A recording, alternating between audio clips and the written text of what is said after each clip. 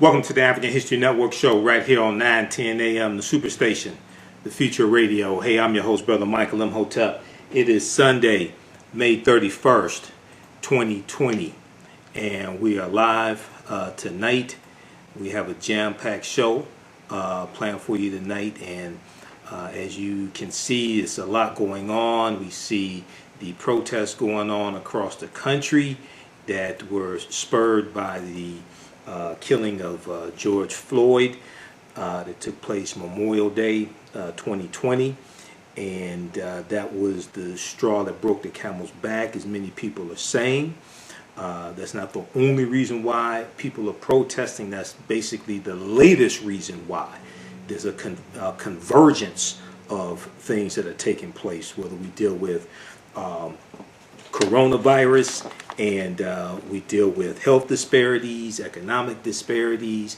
We're dealing with white supremacy and racism. We're dealing with Donald Trump's tweets inflaming people also. So we're dealing with a number of different things. And as the mayor of Minneapolis, Minnesota said, he referenced 400 years of racism also. So we have a jam-packed show for you all tonight, and we're broadcasting on my Facebook fan page, The African History Network, The African History Network, and my personal page, Michael Imhotep, IMHOTEP, on YouTube as well. We have a special guest also at the beginning of the show, waiting for him to call in. You've seen him on MSNBC and I think CNN as well. We're going to be joined very shortly by Lieutenant Governor Garlin Gilchrist. And Mr. Imhotep, we actually do have him on hold for whenever you're ready. Oh, okay. Well, if he's on hold right now, we can't hold the good brother Lieutenant Governor. So, welcome to the African History Network show, Lieutenant Governor Garlin Gilchrist. How you doing today, brother? I'm doing well. It's an honor to be here with you. Oh, thank you, man. Thank you. Well, look, I've been watching your career, and we're glad that you're up in Lansing fighter for us also. So I know you have a very special message for our listeners. So what was it that you wanted to brief us on tonight? Well, again, thank you for having me to be able to connect with you and your listeners. And, you know, this is just a moment that I think so many people across our state, across the city of Detroit, where I live, where I'm calling from, where I grew up for the first half of my childhood, we're thinking about how exhausting, how emotionally, mentally, physically exhausting it is to be Black in America. We're thinking about everyone from W.E.B. Du Bois to James Baldwin, who articulated the duality of our identity, and how much work it is to hold our identities. And in this moment, when we have these matters coming to a head again in the context of this global pandemic that has been deadlier to our people and communities of color broadly than there has been to white people, when we're in this moment where police brutality, which is unfortunately not a new phenomenon, but it's a phenomenon that has been placed front and center again because we saw George Floyd murdered by police in broad daylight in front of people without any compunction or any hesitation. When we see just people needing to speak out, needing to cry out because people we have a generation of people who have felt unheard and not responded to.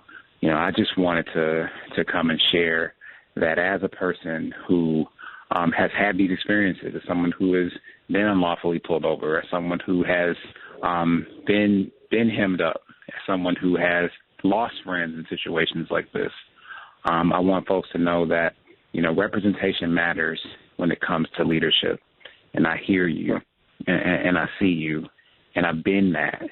And what we're working toward now is how we go beyond that, how we overcome this, how we put in place a different system that actually enables us to be hopeful and to strive, and not to live in fear and live in looking over our shoulder. And the thing that's empowering, and this is a message I shared, I joined a demonstration of young faith leaders in the city of Detroit here at Dexter and Davidson earlier today with Reverend Powell across the street from Dexter Avenue Baptist Church, which happens to be the first church I attended where my mother grew up, where my grandma still goes, et cetera. And in that parking lot, we had a beautiful demonstration of people in their cars and people social distance outside, and everybody was wearing masks because we are still living in this pandemic. But we wanted to speak up, and the message that I shared this morning was that as we are demonstrating and we are crying out, the thing that's empowering to me about how we move forward is that the systems that are in place today, they weren't always there. They were not ordained by God. Those systems were not in Genesis, right? Like those systems were created by men. They were created by people who made a set of choices to put in place this set of systems. And my training as a community organizer, which I spent part of my career doing that work for racial, social, and economic justice, shows that a different set of people, a more empowered set of people, a more diverse set of people, a larger set of people, a more broad set of people, a more inspired set of people can put in place make a different set of choices and put in place a different system. And that is the aspiration, I believe, of what all of us are crying out for. And so I certainly support and appreciate people who are speaking up to demand justice. I condemn those who are working to co-opt this call for justice in order to sow discord and destruction under the cover of a just fight. That we have had situations in Detroit and Grand Rapids where we've seen destruction, and that has not come from people who are seeking justice. That has come from people who have come to sow discord and are there for different reasons. They do not have the best interests of justice at their heart, and it's problematic, and it really angers me to my core to see people work to co-opt a movement that really is about the beautiful struggle that we all are working to get beyond. And so I just wanted to share that. Just one quick minute, Lieutenant Governor. Let me just let people know. Can you hear me? Can you hear me? Yes. We have people that just joined us, and we have people. I have 1 million followers on my Facebook fan page, the African History Network. So we have people around the world listening. So I'm speaking with Lieutenant Governor of the state of Michigan, Garlin Gilchrist. That's who's speaking right now. Go ahead, Lieutenant Governor. Yeah. So I just wanted to share that. I think in this moment we are working to put in place structures in Michigan. Here as Lieutenant Governor, certainly in my tenure after being elected to this position in 2018, we've been working to actually address poverty from the state level in a way that it's never had before by reorganizing state government's anti-poverty efforts to sharpen them, work to improve quality of life in cities. I led a tour called Thriving Cities that started in Detroit and went to 19 cities across the state, Benton Harbor, Flint, Saginaw, Muskegon, Marquette, Port Huron, everywhere to talk to people where, and a lot of people of color, a lot of black folks in Michigan mostly live in cities. And so how can we help to improve quality of life, increase generational economic opportunity, fight for environmental justice, increase access to transportation and mobility and quality of life for kids in cities, and all of these things. We're working toward to build on that. I'm chairing the Michigan Coronavirus Taskforce on Racial Disparities that Governor Gretchen Whitmer, who's been a tremendous ally to the community, asked me to lead that effort because we recognized, we measured, we got the data, and now we have something to respond to how and why this virus has been so deadly to our people. We're ready to step up. And this is a collective standing up and standing tall in communities, not just across Michigan, but this is a national and international. We have brothers and sisters in Hong Kong who are protesting in solidarity and all around the world. And so I think in this collective moment, we need to recognize the power that we have. We need to recognize that we can wield that power in a way that doesn't put us at risk when it comes to the coronavirus that we're still trying to search for a treatment and a vaccine for that we don't have. So we have to be careful. But being careful does not mean we compromise the power we can build. Let me ask you a quick question. I know you're short on time. The state of Michigan was one of the first states to have the task force dealing with coronavirus and studying the health disparities, and African Americans make up about 40% of the fatalities in the state of Michigan. What can we look forward to from that, and what stage are you all now in the research? Absolutely. Well, let's take it even a step back from that. So Michigan was one of the first states and still remains one of the few states that has collected and reported its coronavirus test results and COVID-19 deaths out along demographic lines that included race and ethnicity. That's really important because you cannot respond to or solve a problem that you cannot measure. And so we observed that, and once we observed those disparities were present and persisted, which wasn't necessarily surprising, but we needed to understand the depth of it to design a response to it. That's when we became the first state, and still the only state that has a full-throated, full force of the state government task force that is empowered to address the immediate challenge of the differentiated mortality rate, but also connect to the longer-term work to invest in solutions to health disparities based upon racial lines. So here's some of the things that the task force has done. We have greatly expanded the testing protocol for people who are eligible to get a test. This has been happening in lockstep with the fact that our testing capacity in the state has increased tremendously. And under the leadership of our chief medical executive, Dr. Jonae Caldoun, a black woman. By the way, we have the most diverse leadership team responding to coronavirus in the country here in Michigan, Dr. Caldoun, myself, and Governor Whitmer. And so we have made it so that more people can get tested in more places. Today, I went to 2 additional new targeted due to the demographics of the neighborhood drive-through testing sites that are serving specifically communities of color and black communities in particular, actually, in Albion and in Westland. The state of Michigan innovated this drive-through testing model that's been replicated across the country. And thanks to this task force and the members on it, we found a way to hotspot and target specifically where the testing capacity needs to go. So we're deploying that across the state. We had 6 new communities have those testing sites happen, and we tested more than 3,500 people got tested in those sites just in the last day and a half. So that's important because so 3,500 people. Let me just repeat what you said. 3,500 people got tested when? In the drive-through testing sites in the last day and a half, focused particularly in communities of color that have been hardest hit. These are the places where we know this testing is most needed in communities of color. And the reason that's important is because testing is the front door to treatment. And when people were denied testing, they were denied treatment. When they were denied testing early because we didn't have the constraint, that may have been due to medical bias in those testing decisions. And that's why the task force also works with Dr. Caldoun to write a letter to every medical provider in the state to let them know that medical bias may be present. And that's following the research that shows that you address medical bias by naming medical bias in order to help overcome it.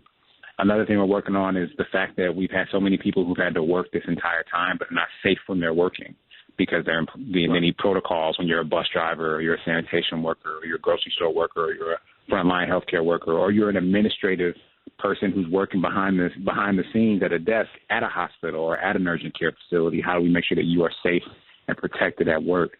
We're working on solutions to deliver food to people for whom it's hard to it's not safe for them to leave their homes to get food. We're working on solutions for isolation for people for whom it's hard to isolate because you may live in a small place, only have 1 bedroom or 1 bathroom, or may have a multi-generational family in one household. So this is the infrastructure that we're putting in place with the task force, and really it's work that isn't happening at that scale in other parts of the country, and so we hope that this is a national model. Okay, excellent. How can people get more information on all of this and the assistance? And I know there may be still people trying to apply for unemployment and things like this in the state of Michigan. What should people do? So for information about the pandemic in Michigan, people can go to michigan.gov/coronavirus, and you'll see all the latest information and resources about the pandemic and how we are responding, the actions that we've taken, the information about the task force, the meeting minutes and the videos and the agendas and all that stuff. You'll see that there. Related to unemployment insurance. Michigan.gov/coronavirus. Michigan.gov/coronavirus. Yes, go ahead. That's right. And then for other services, michigan.gov/UIAs, where people can go to apply for unemployment insurance. We have added a great deal of capacity. We have another 400 people that we're adding starting tomorrow answering the phones because so many people have had to file. Michigan has set up our system to be able to accept self-employed people and gig economy workers and Uber drivers or DoorDash delivery people or whatever we set up. We're still one of the few states that has done that.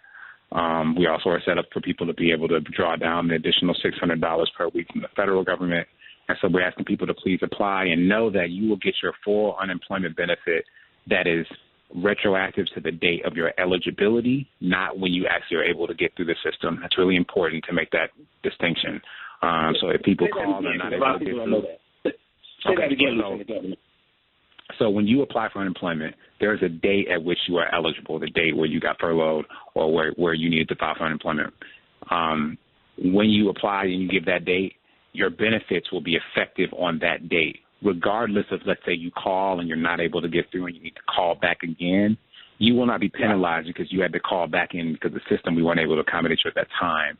We will work to accommodate you, but we will also make sure that you will get your full benefit and all of the money that is yours. So people, please be aware of that. Please work with us. And like I said, we're adding capacity to the system every day, redeploying people from other parts of state government because we know this is urgent for people and for families and for households that need these monies to continue to get by as we respond to this global pandemic in our state. Absolutely. Once again, Michigan.gov /coronavirus and then Michigan.gov. What was the other one for unemployment? / UIA for Unemployment Insurance Agency, UIA. Michigan.gov /UIA. All right. Well, look, Lieutenant Governor Garlin Gilchrist, brother, we appreciate your work and we appreciate you taking time out of your busy schedule to come on the African History Network show to share this information with us. And this is an example of how politics impacts every aspect of our life, also from the water we drink to the air we breathe to the food we eat. This is why politics and laws and policies are so important. Can I say something on that point? Because I think you just said something that's really important. I know we're coming up on the break, but how much time we have before the break, JT? We actually have to go right now, so if you can wrap things up. Okay, go ahead and wrap things up. Probably about a minute. Okay, just really quickly, everything that we're dealing with, as you pointed out, are the consequences of politics, the consequences of not competing, of participating in the census and all these sorts of things. That's what you just said is really important, and want to make sure that this is not the moment for people to be disengaged in any decision-making process or any political process. So everyone, please step up, be counted, vote, just stand tall. And the census, fill out the census form too. Okay, brother.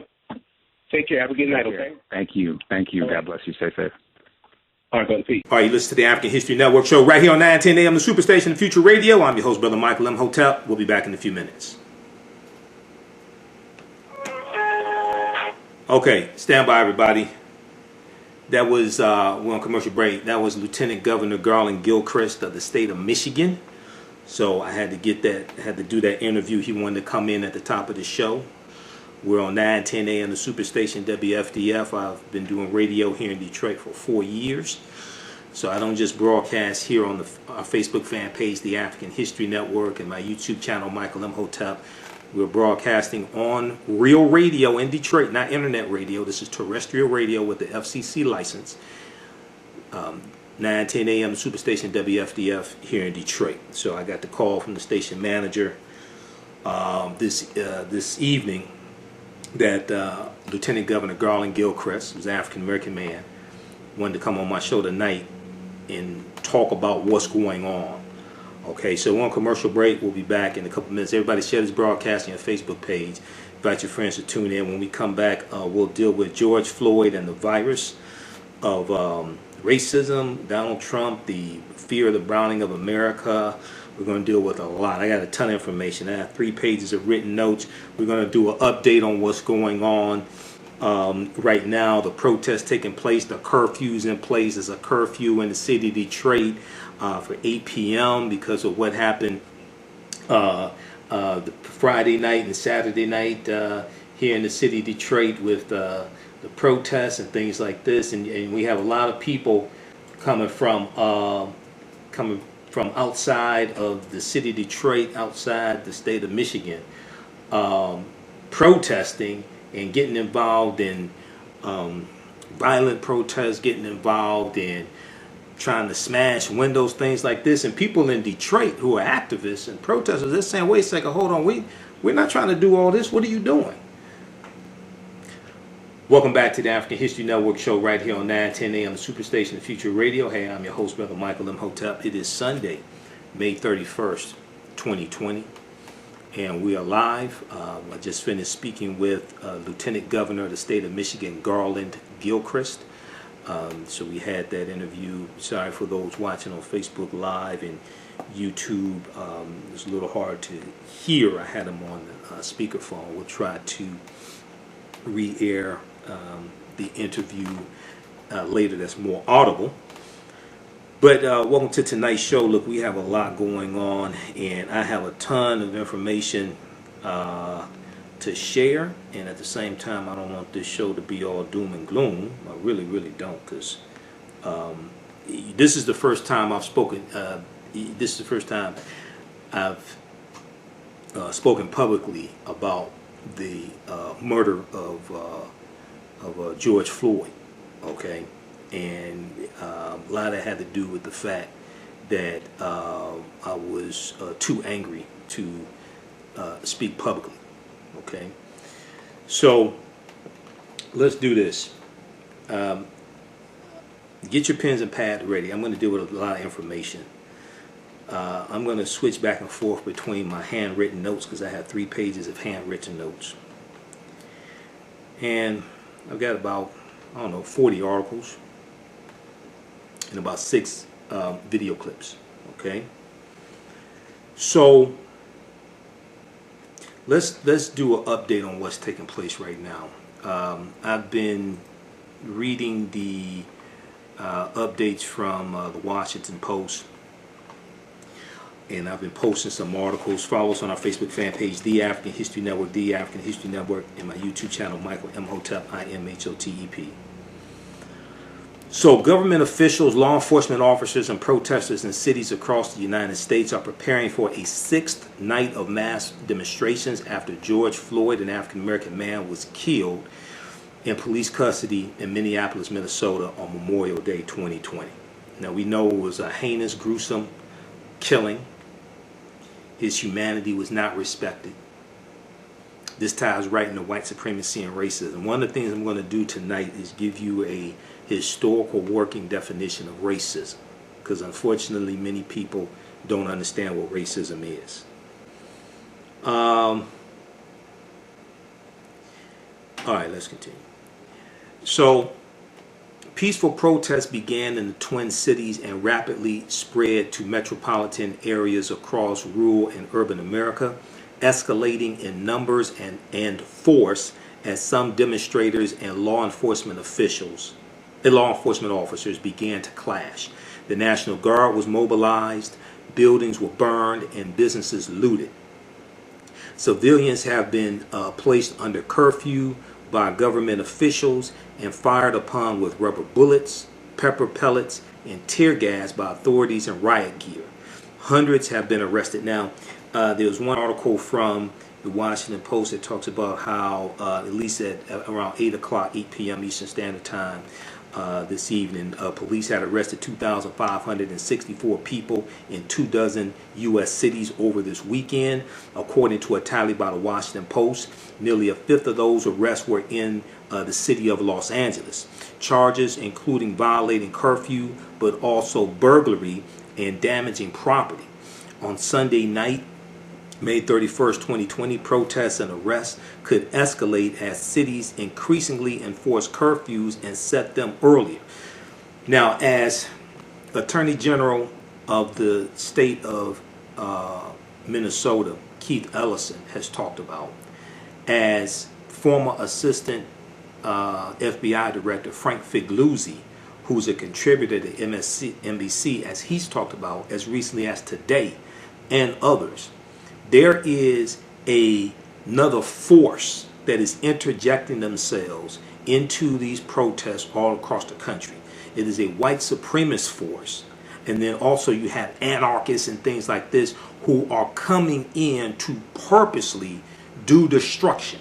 They're not part of the main protesters who are angry about what happened to George Floyd, or angry what happened to Ahmaud Arbery, or angry about what happened to Breonna Taylor and things like this. It's another force that is using the anger, the justified anger of African Americans as a cover to come in and disrupt, do destruction, agitate, well, not agitate, to really force confrontations with police and things like this. And you have protesters on the ground saying we don't know who these people are.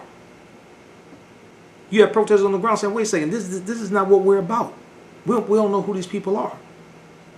Then you have other people who are coming in, don't live in these cities, don't live in the city of Detroit, coming in just wanting to start stuff. They may not be anarchists.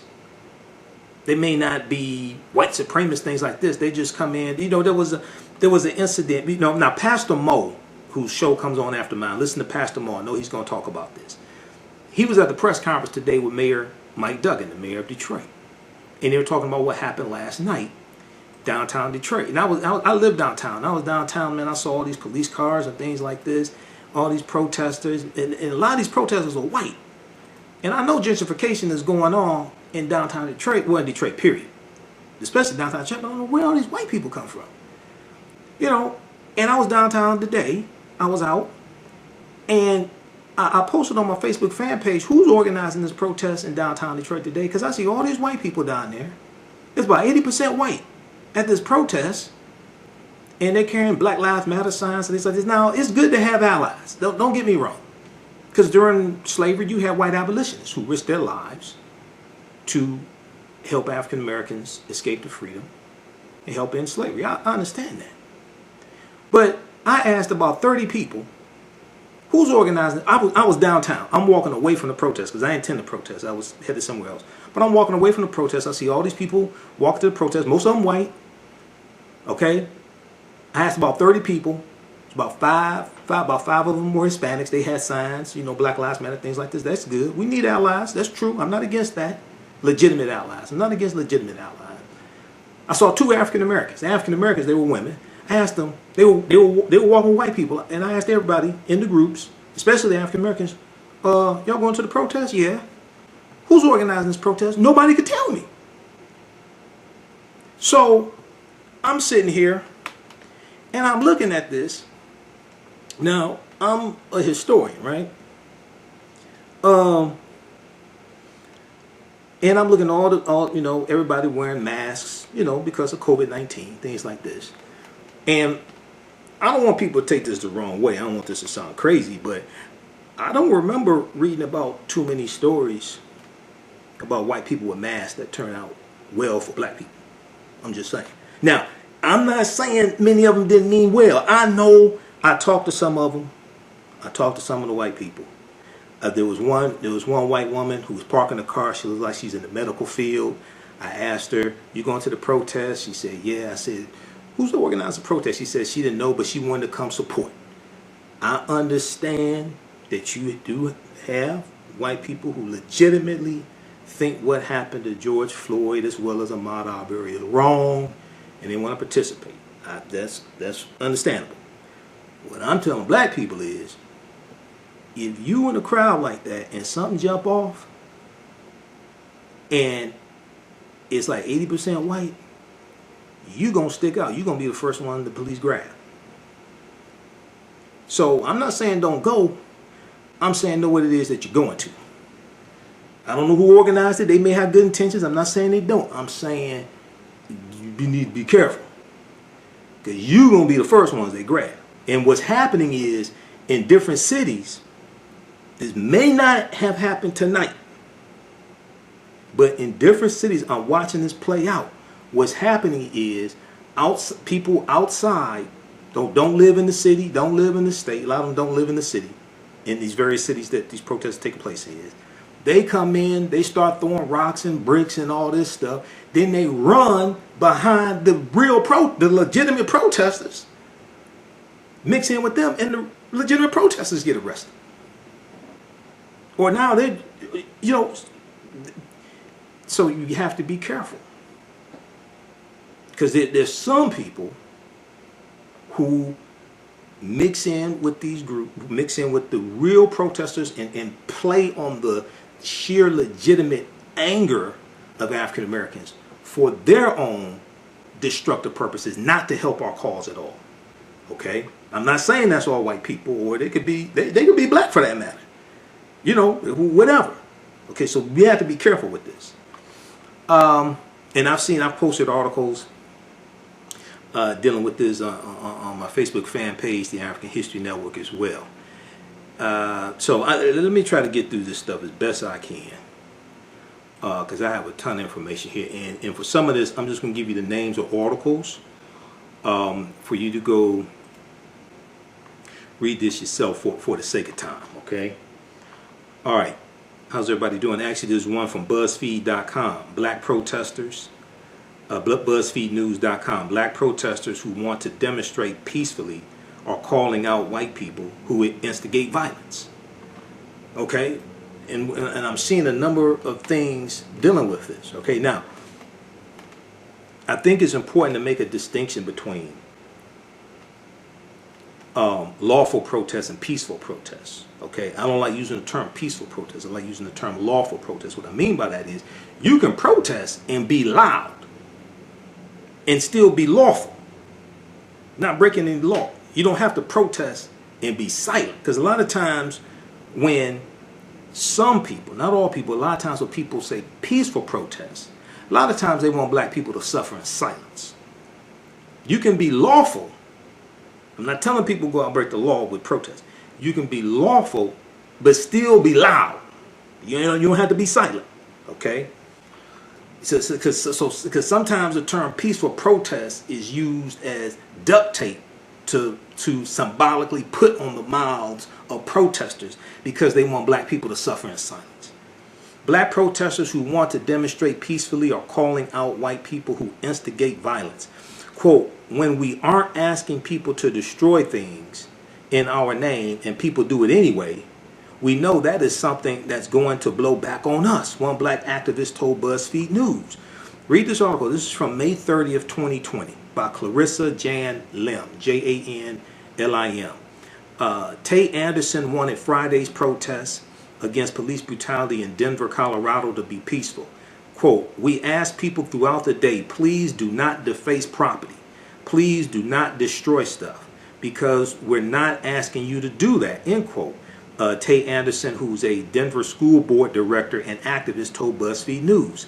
Still, with hundreds taken to the streets for the second day of demonstrations against the killing of George Floyd, an African-American man who died after Minneapolis police officer Derek Chauvin put him in a knee chokehold, had his knee on him for almost 9 minutes, just cruel and inhumane.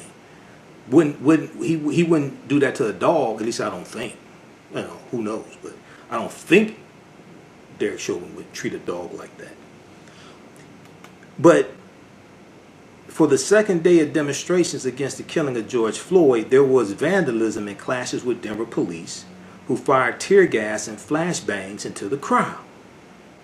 Now, in a video that has been shared online widely, Tay Anderson, who is African American, is seen confronting a white man with a cloth covering on his face after the man spray paints ACAB. All cops are just another B word, not the first B word you think about, the other B word. Okay, born out of wedlock, that B word. Okay, so this white man with a cloth covering on his face spray paints ACAB on public property. Now, activist Tay Anderson said he was doing a news interview when he saw the man vandalizing, so he turned around and tried to stop him. He said, we asked allies to step back so that we can make sure that you're following what we're asking you to do, he recalled. And he was like, I'm not your ally. You guys want to protect the status quo. I don't need to be here for you all. Okay? And a lot of the activists ain't trying to protect the status quo. They're trying to change what's happening. But at the same time, they don't want all this stuff to blow back on them. And what happens is you have people coming in that don't live in that community, may not even live in that state, coming in, causing confrontations, defacing property, and then they go back to where they live. And then you have to deal with the repercussions. So we have to be careful. We have to be strategic with this and careful with this. And you know, I was looking at what's happened. There was a picture that was on social media from Friday. I think it was either Friday night or Saturday, maybe even Saturday night here in Detroit, where you got some white people about to throw a rock or a brick through the window of the Nike store downtown. And it's Detroiters saying, wait, what are you doing?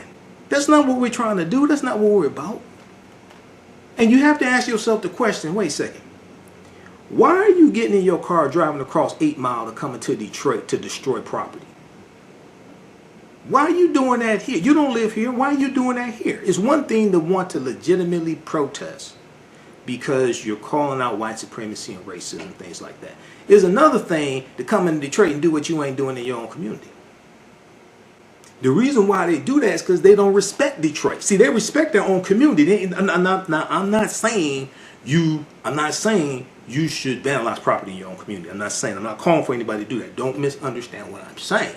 The question I'm asking is, why are you getting in your car or somebody else's car or carpooling, okay, because you want to save the environment, right? Carpooling to come across 8 Mile to come into Detroit to destroy property and vandalize. The reason why they ain't doing that in their community is because they respect where they live. They don't respect Detroit and Detroiters, because if they did, they wouldn't do that. You're not helping. You know, I was driving by downtown Detroit right before you get to Lodge Freeway, right before Joe Louis Arena. It's not TCF, was Joe Louis Arena, right? Named after a black man. Now it's named after a white corporation. That's a whole nother show. And then I see a group, white protesters. They got signs, F the police and things like this. I'm like, oh, okay, y'all having some NWA fantasies or something up in here? Is that what this is about? Okay. All right. Read the article from Click on Detroit, that's Channel 4, WDIV in Detroit. This deals with Detroit Mayor Mike Duggan announces curfew for city as unrest continues. 84 people arrested while protesting on Saturday, May 30th, Saturday night in Detroit. So, and let me just say, there's a difference in general between the daytime protests in a lot of these cities, including and mainly in Detroit also. We see it in Detroit. There's a difference between the daytime protests and the nighttime protests, okay? Because the nighttime protests is usually where you have the problems, or the majority of the problems. It's usually the nighttime protests. Usually the daytime protests is, pretty cool. People may be loud, they may cuss, something like that, right? But it's not people just going crazy and buck wild. Mayor Mike Duggan announced a curfew for the city of Detroit that begins the evening, so Sunday evening from 8 p.m. to 5 a.m., adding that it doesn't apply to people going to or from work. He said, I have issued an order, and okay, hold on, this pop-up came up, okay. I have the sign up for email newsletter with Channel 4. I have issued an order, and as of this evening, there will be a curfew in the city of Detroit at 8 p.m. It will go from 8 p.m. to 5 a.m. and throughout the city, people cannot be on public streets or in public areas, Mayor Mike Duggan said. The announcement was made during a press conference on Sunday, May 31st, while Mayor Mike Duggan and Police Chief James Craig, and I saw James Craig was interviewed by Chuck Todd on MSNBC. We may be able to get to that clip.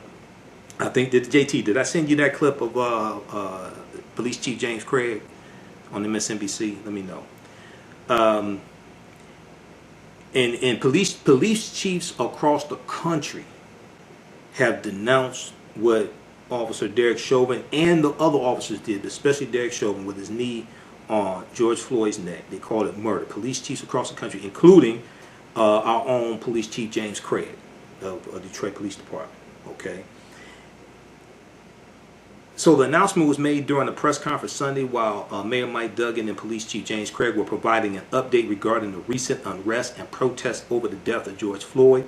Quote, if you come to Detroit and commit criminal acts, you will be arrested, end quote, said Police Chief James Craig speaking at the press conference on Sunday.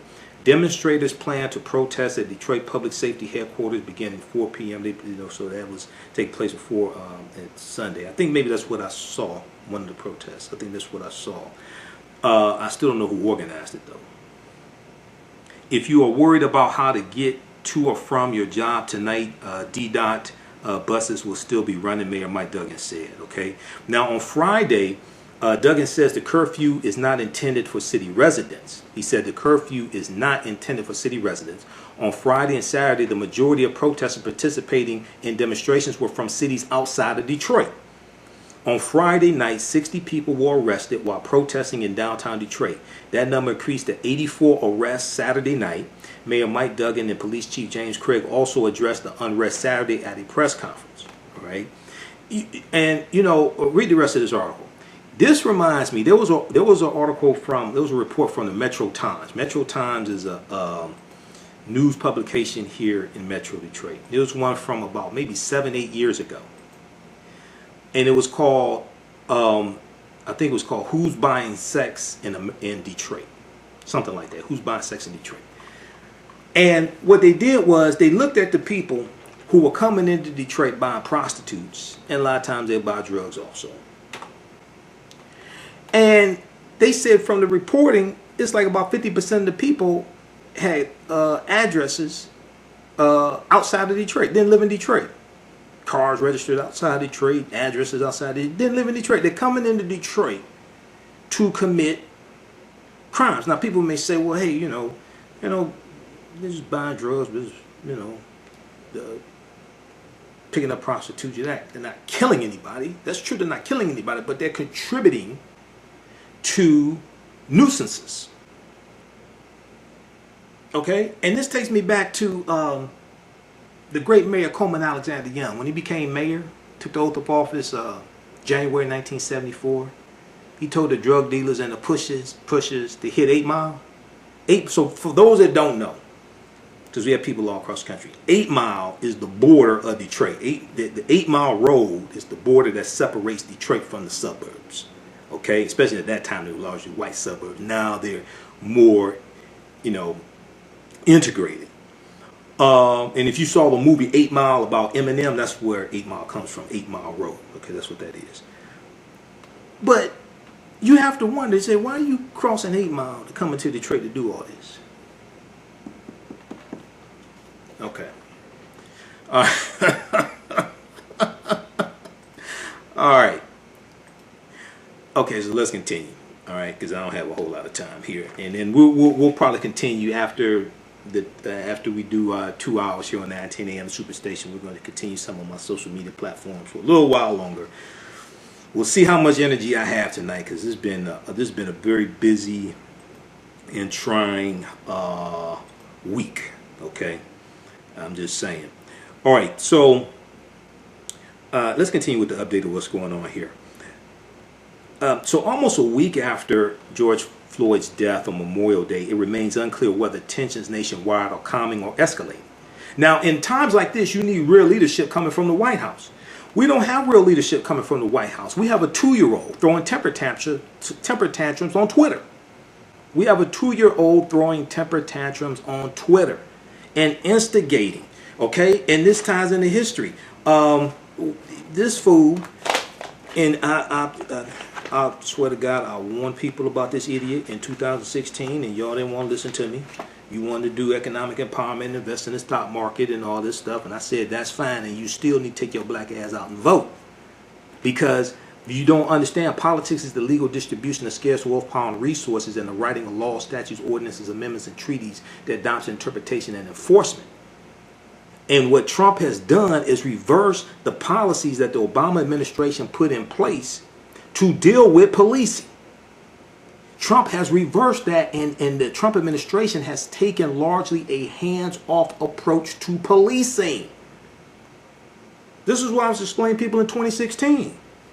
And now you see what I'm talking about. Trump ran on a platform of law and order. It wasn't just immigration and build the wall. If you go back and listen to him, and I was doing nationally syndicated radio 5 days a week in 2016. I was covering this daily.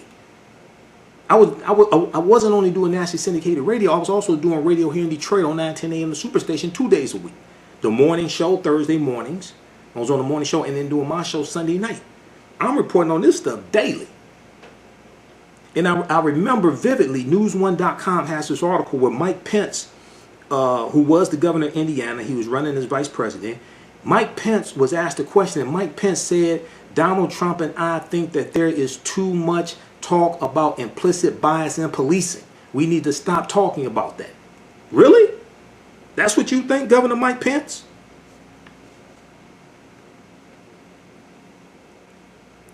NBCnews.com has this article from May 29th, 2020. Trump warns, when looting starts, shooting starts. As fires burn in Minneapolis. When looting starts, shooting starts. As fires burn in Minneapolis. Where does this term come from? This is a term from a segregationist mayor in 1967 in Miami. Okay? I think there was Mayor Headley. We'll pull up an article that deals more with this. But NBCnews.com has an article dealing with where does the term, when the looting starts, the shooting starts, where does that term come from? And that deals with going back to riots, rebellions, going back to 1967 and 1967 was known as the Long Hot Summer. 1967 was known as the Long Hot Summer. In 1967, there were 159 violent uprisings in this country. We had the Detroit Rebellion. You had Newark, New Jersey. You had all these rebellions that took place, okay, in 1967. And that's going to lead to President Lyndon Johnson organizing what's known as the Kerner Commission, okay, the National Commission on Civil Disorders, to analyze why are these rebellions taking place, what can be done to keep them from happening. We're going to talk some about that because the results, a report was done. Governor Otto Kerner, who was, I think it was the governor of Indiana or Ohio, Governor Otto Kerner headed up the commission, okay? And they put together a report to deal with what's behind the rebellions. He was governor of Illinois, I should say. And they surveyed 23 cities. It was announced July 28, 1967, the National Advisory Commission on Civil Disorders. Okay, we have a few minutes before the break. And in responding to, so President Johnson charged the commission with answering 3 questions. What happened? Why did it happen? And what can be done to prevent racial disturbance in the future? What happened? Why did it happen? And what can be done to prevent racial disturbance in the future? In order to answer these questions, the commission surveyed 23 cities across the nation which experienced a racial rebellion. They found that racial disturbances were not the result of a single triggering event. It's just like today.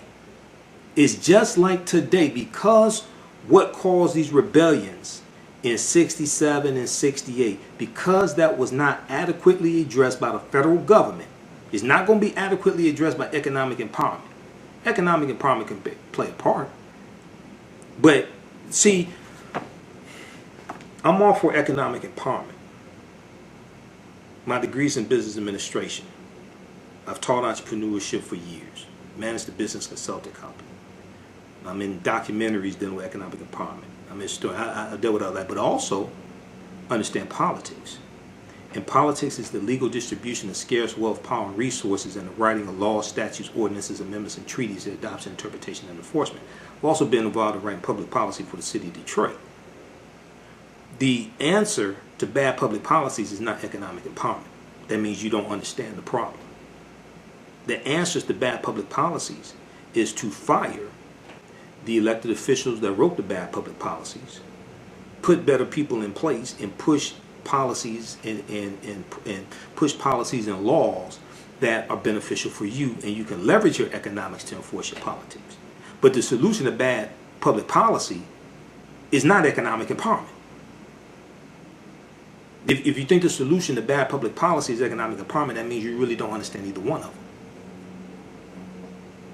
So, in order to answer these questions, the commission surveyed 23 cities across the nation which experienced a racial rebellion.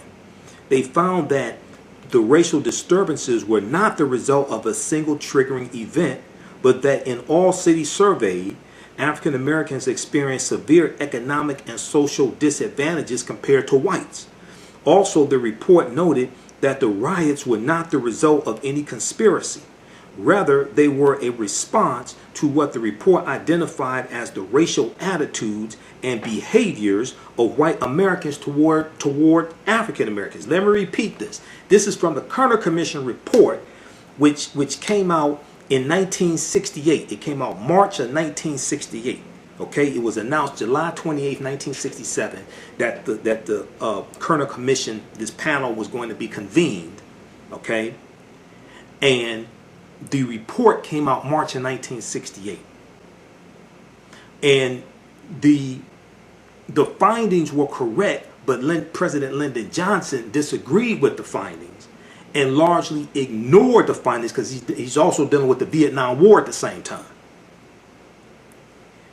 The report noted that the riots or rebellions, because these are rebellions, we were rebelling against white supremacy and racism, and we are still rebelling against white supremacy and racism. They were not the result of any conspiracy. Rather, they were a response to what the Kerner Commission report identified. And this is a report done basically by white people.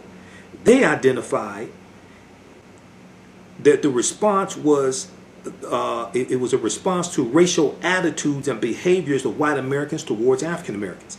In responding to why the rebellions occurred, the Kerner report pointed to African Americans' frustration and feelings of powerlessness regarding extremely high rates of unemployment and underemployment. 40 million Americans unemployed as of this past Thursday. Probably about 6 million African Americans. Okay? Poverty, police brutality, and inadequate public services. The report we can add lack of health care on here because millions of people who are unemployed now, 40 million unemployed, millions of those have lost their health insurance. And at the very same time, Donald Trump, his Department of Justice is in court trying to take away health care from at least 20 million people because they want to repeal and they want to abolish the entire Affordable Health Care Act. The U.S. Supreme Court is going to take up this case after the November election. That's going to take away health care from some poor white Republicans that voted for Trump. The report continued that a largely poor black population was confined in the central cities while a predominantly white population moved out. That's what we call white flight. And that the racism of white Americans was, quote, essentially responsible for the explosive mixture, end quote, leading to the uprisings. This is what the Kerner report said in March of 1968.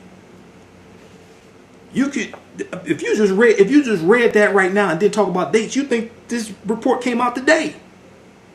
So this is why when we understand policies and politics, we need to revisit what the Kerner Commission report stated and the remedies the Kerner Commission report stated.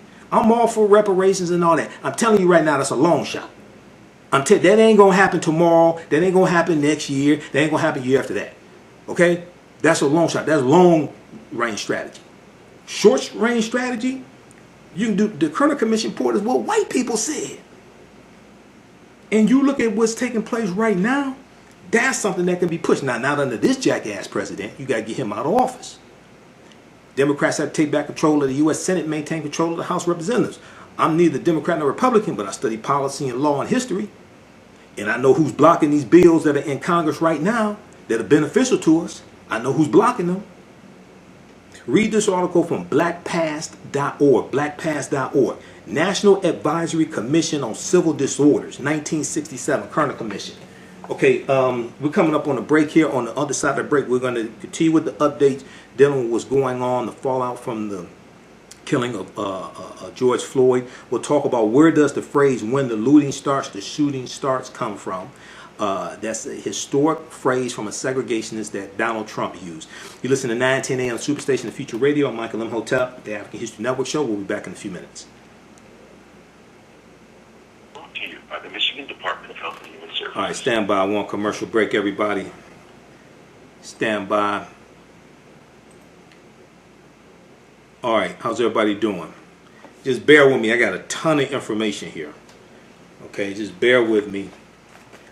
I'm going to try to get through as much of this as I can. If you like this type of information, you can donate to the African History Network, paypal.me/the AHN Show, paypal.me/the AHN Show. Okay, how's everybody doing tonight? How you all like this type of information? Hopefully you're taking notes.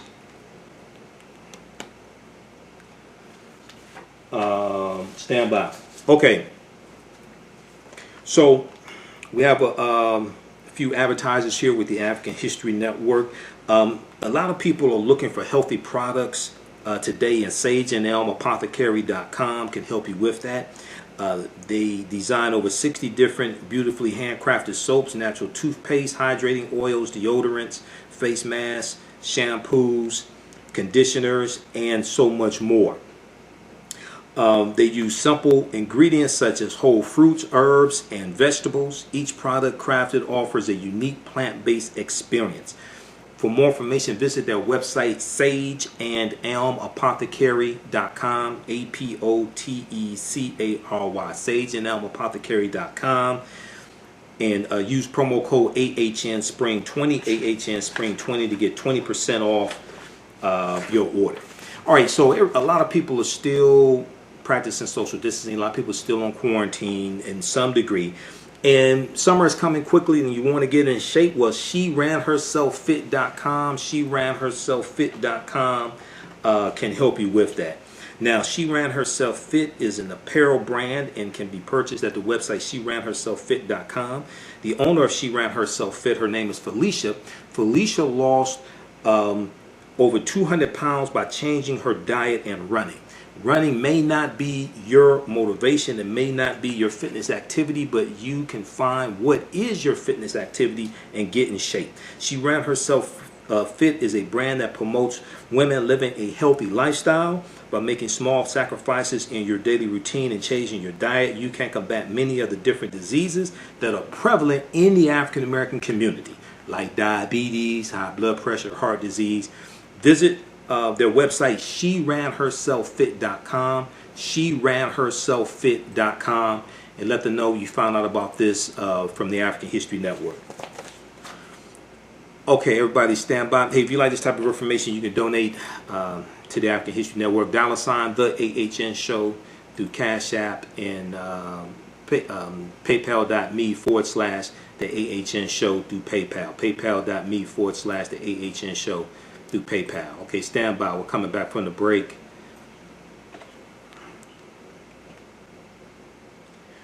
Welcome back to the African History Network Show right here on 910 a.m. the Superstation, the Future Radio. Hey, I'm your host, Brother Michael Imhotep. It is Sunday, May 31st, 2020. And we are live. Hope everybody's doing well. Call-in number is 313-778-7600. 313-778-7600 is the call-in number. If you have a question or comment, 313-778-7600 is the call-in number. If you have a question or comment, try to keep your comments brief. And this is FCC regulated radio, so we can't have no crazy talk. I'm telling you right now. Okay, this ain't Blog Talk Radio. This is FCC regulated radio. Okay. All right. So right before the break, I was putting this in historical context, and we talked briefly about the 1967 Kerner Commission report, National Advisory Commission on Civil Disorders, which surveyed 23 cities to find out why the rebellions were taking place. Okay, read the article from blackpast.org, P-A-S-T, blackpast.org. They have about 6,000 pages of articles dealing with African American history and African history. National Advisory Commission on Civil Disorders. Okay, so check that out. All right. let's go back to more updates. How's everybody doing on our Facebook fan page, The African History Network, The African History Network? We have Shannon and Latonya and Rosemary, just a few of the people watching. And on my YouTube channel, Michael Imhotep, IMHOTEP.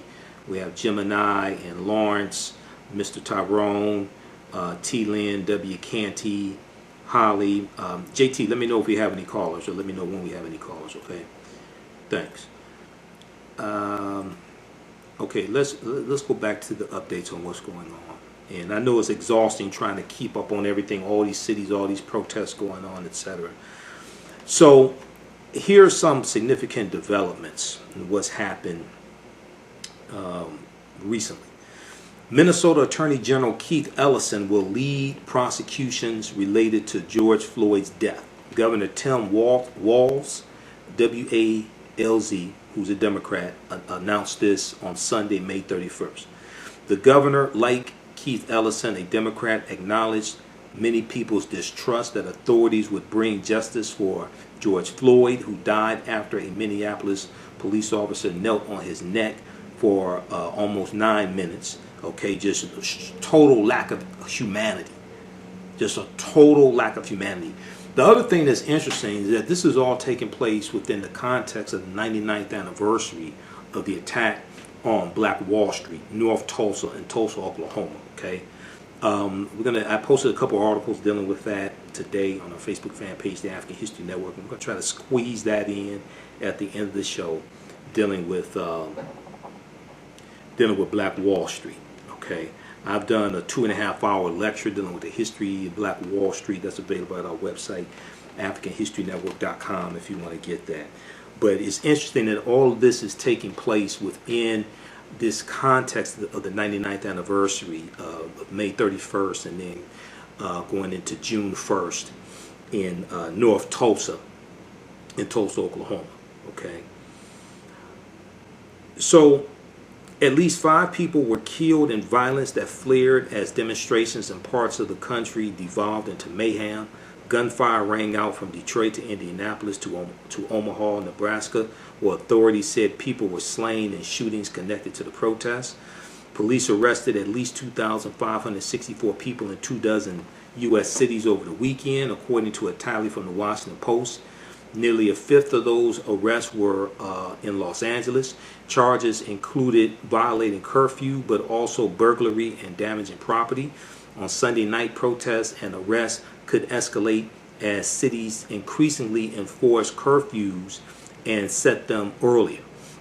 Now, JT, I sent you the clip of Dr. King talking about a riot is the language of the unheard. Cue that up at about the 1 minute mark for me, because I'm going to go to that clip here in just a minute. Oh, you don't have internet right now. Oh, okay, that's interesting. Okay.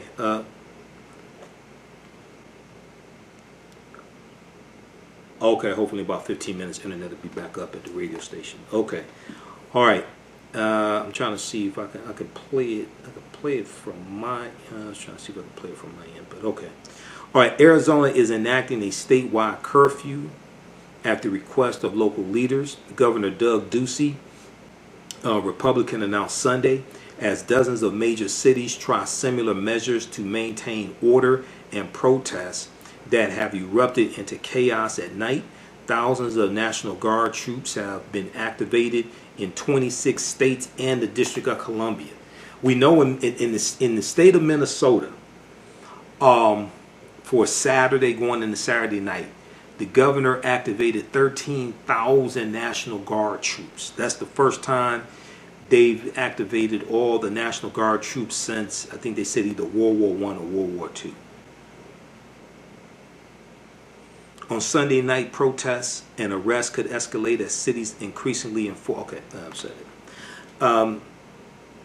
A driver who barreled his tanker truck toward protesters filling Minneapolis I-35 highway has been arrested. Police said the trucker sent crowds running, but police said did not appear to hit any of the thousands who had gathered. We also saw that 2 HBCU students were maced by police in Atlanta, and they were fired. I posted an article dealing with this. It's all types of craziness taking place. Okay, now it's not. I'm not saying it's every city, and I'm not saying every protest. There's craziness taking place in every protest. That's not what I'm saying. Okay, but I am saying we keep seeing these incidences like right now taking place this weekend. Okay, so this is crazy. 2 police officers fired after HBCU student shocked, dragged from car amid protests. All right, so read the articles that I post on my Facebook fan page, the African History Network. I can't get through all this information here, but I'm at least going to try to give you the names of some of these articles so you can research this and read these yourself. This is from HuffingtonPost.com. 2 police officers fired after HBCU student shocked, dragged from car amid protests. 2 young black people were violently arrested in Atlanta as demonstrations sparked by George Floyd's death unfolded nationwide. Atlanta moved quickly Sunday to immediately fire 2 police officers involved in the violent arrest of 2 young African Americans who were roughly dragged from a car and apparently shocked with stun guns as anti-racism protests erupted across the nation. The ugly confrontation was captured live on video by CBS Channel 46 Saturday as a group of officers suddenly stormed a car with the 2 college students inside. City and police officials spent the day studying the body cams of the officers involved after Atlanta Mayor Keisha Lance Bottoms, who would make a fantastic vice president, I'm just saying. Okay, I'm just saying.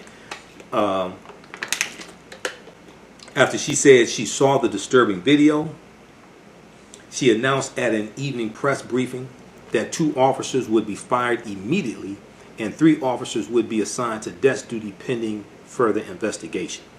She said, quote, "There clearly was an excessive use of force. We understand that our officers are working very long hours under an enormous amount of stress, but we also understand that the use of excessive force is never acceptable," end quote. Read the rest of this article here. That's good. They need to be fired. I don't know if they're going to be prosecuted, but they definitely needed to be fired. Okay. All right, let's continue here. So we'll post that link here. That's from Huffington Post. Let's go back to these updates. Now, Attorney Benjamin Crump, who is representing George Floyd's family, on Sunday denounced the violent actions of some protesters, but he said on CBS News Face the Nation, quote, "Many elected officials have to understand that is not these protesters that are starting these fires across America. It is police brutality and a racist criminal justice system. And the only thing that can put out these fires are police accountability and equal justice." Okay, that's partly true, but you got another force coming in, starting a lot of these fires and doing a lot of this vandalism, and it don't have nothing to do with the protests. They're using the protests as a cover. Anarchist groups, white supremacist groups, things like this. That's another force interjecting themselves into this. That's why we have to be careful when we attend these protests. That's why, if I go to a protest, I need to know who the hell is organizing this protest. I know people who organize protests here in Detroit. I need to know. When there's people coming from outside, I'm not talking about the NAACP, National Chapter, National Action Network, things like that, coming in, organizing protests. I'm talking about people you ain't never heard before, gonna come in Detroit and organize us to do what? I'm like, oh, look here, man, come on. you gotta run out of somebody else. All right. Now, sometimes they have good intentions. Okay, I'm not saying somebody that doesn't live in Detroit, doesn't live in the state of Michigan, that can't come in with good intentions and be, totally transparent. I'm not saying that, but some other one, especially with this right here. So Minnesota Attorney General Keith Ellison is going to lead prosecutions related to George Floyd's death. Washington Post has an article about this, as well as NBC News. That was announced by the governor late today. Keith Ellison is African American, former representative from the state of Minnesota. Excellent, very competent. I saw interviews he did on MSNBC dealing with this. So it's taken out of the hands of the local prosecutor, and Keith Ellison is going to prosecute this case. His office is going to prosecute this case. Minnesota Attorney General Keith Ellison, Democrat, will take the lead on prosecutions related to George Floyd's death. Governor Tim Walz announced Sunday, saying the change will help ensure justice in the high-profile case. Ellison said he will be working with the original prosecutor, Hennepin County Attorney Mike Freeman. Freeman had said earlier that, quote, recent developments in the facts of the case, end quote, meant Ellison's help would be valuable. Governor Walz acknowledged Sunday many people's distrust that authorities would bring justice for George Floyd, who died after a Minneapolis police officer, Derek Chauvin, knelt on his neck for about 8 minutes. And we know George Floyd repeatedly said, "I cannot breathe," before going limp as bystanders protested. Just total lack of humanity. Okay, just like with Eric Garner. Okay, now one of the things that at least was good that happened here is that the day after this took place, the 4 officers were fired. Because when you look at Eric Garner, Officer Daniel Pantaleo, it took 5 years for him to be fired, and he was not prosecuted. The grand jury found that there was no grounds to prosecute. Okay, because it was basically white people on the grand jury, and they said, "Oh, you know, he didn't mean it. He's just trying to protect us from those people." You know, this is what happened. So this is why I know there are a lot of people. When I heard the charges of third-degree murder, I have been doing radio for 10 years. I've covered dozens of police shootings, things like this. Read police reports, read transcripts of trials, etc. I don't get caught up on the charges and it should have been first degree, why is it third degree? The reason why, and before it was announced that he was going to be handling the prosecution, Attorney General Keith Ellison of the state of Minnesota talked about how hard it is to prosecute and get a conviction on police officers, especially if you got a predominantly white jury. Even if you have videotape, so what? After, I'm telling you, it's extremely hard. When you deal with first-degree murder, the burden of proof is on the prosecution. You have to prove beyond a reasonable doubt to 12 jurors that they intended to kill him. Now, you and I may believe that they intended to kill him, but you have to prove it based upon the evidence beyond a reasonable doubt to 12 jurors. It's a good chance you're talking about Minneapolis, Minnesota, and Minneapolis is 63% white. It's a good chance the majority of the people on the jury are not going to be black. So third-degree murder, the burden of proof is easier to prove. The goal is get a conviction, because I'm telling you right now, Paul Butler, and I got a clip from Paul Butler. I don't know if we'll be able to play it. Paul Butler has been interviewed a number of times on MSNBC, former federal prosecutor, and he's a law professor at Georgetown University. And Paul Butler is correct. He said third-degree murder, based upon what we're dealing with, third-degree murder would be the correct charge. It's too hard to prove first-degree murder. He said this is a case that the prosecution has to win. This is a case that the prosecution has to win, because if the prosecution loses, then that basically means that police officers, especially white police officers, can just kill African-American men, African-Americans in general, especially African-American men, in front of witnesses like that with impunity. Okay? So this is a case that the prosecution has to win. So based upon the evidence that we're looking at now, third-degree murder is the correct call, not first degree. Now the family wants first degree murder charges and things like that. No, that increases the chance of the officer being acquitted because he may testify, he'll break down and cry, he'll say he wasn't trying to kill him, he was scared, he feared for his life, they were just trying to subdue him, and he kept squirming and things like this, and he didn't mean to kill him.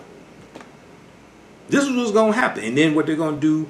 They're gonna bring out pictures of him with puppies and little kids, and he gave a little black kid a lollipop 15 years ago, and the kid went on to college, and they're gonna do all this, and they're gonna try to smear George Floyd. This is what's gonna happen. So okay, all right, I'm telling you, and one of my frat brothers, Warren Ballantyne, who's an attorney, he does radio in Chicago. We used to be on the Empowerment Radio Network together doing nationally syndicated radio. He posted on his Facebook fan page, he said, first degree murder is not the right charge. He said third degree murder is the correct charge. Okay, third degree murder. He said you ain't going to be able to prove first degree murder. All right, let's continue.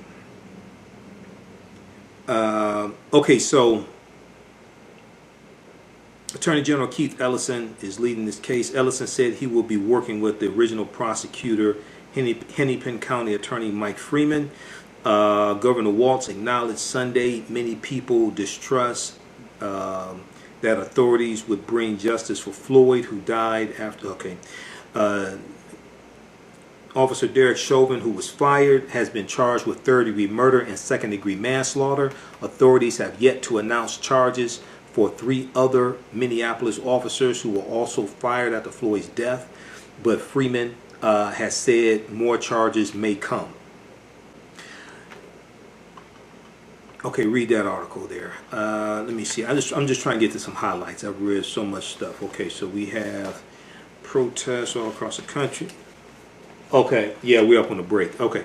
All right, look, hey, guys, we're up on a break. You listen to the African History Network show right here on 910 AM Superstation Future Radio. I'm Michael Imhotep. We'll be back in a few minutes. All right, welcome back to the African History Network show right here on 910 AM Superstation Future Radio. I'm your host, Brother Michael Imhotep. It is Sunday, May 31st, 2020. We're live. Calling numbers 313-778-7600, 313-778-7600. It's the call-in number if you have a question or comment. During the break, I was talking to people on my Facebook fan page, the African History Network. Somebody asked what's taking so long for the other officers to be charged. I think with Attorney General Keith Ellison on the case, they'll be charged very quickly. But at the same time, I can't stress this enough. I've been doing radio 10 years. I've covered dozens of police shootings. I've read police reports. I've read transcripts of cases dealing with police. I focus on the conviction.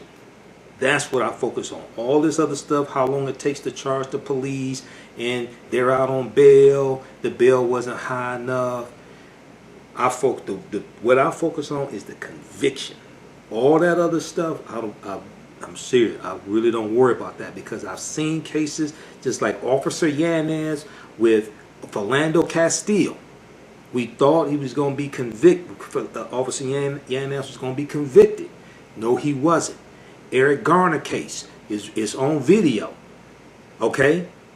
Officer Daniel Pantaleo killed Eric Garner, choked him. That's what led to him. Eric Garner was, even though he had pre-existing conditions, people could argue that white supremacy and stupidity is a pre-existing condition. But we do know Eric Garner was walking and talking before he was choked. Okay? And when it went to the grand jury and that area, that city or whatever it was, where they pulled the grand jury from, you had a lot of retired police officers there. It was a largely white community. They saw the video and they said, oh, it's terrible that he died, but the officer didn't do anything wrong. So I focus on the conviction. All the same thing with Amber Geiger. All right, what's taking so long for being arrested? Look, I don't give a damn about none of this stuff. I'm serious. I don't.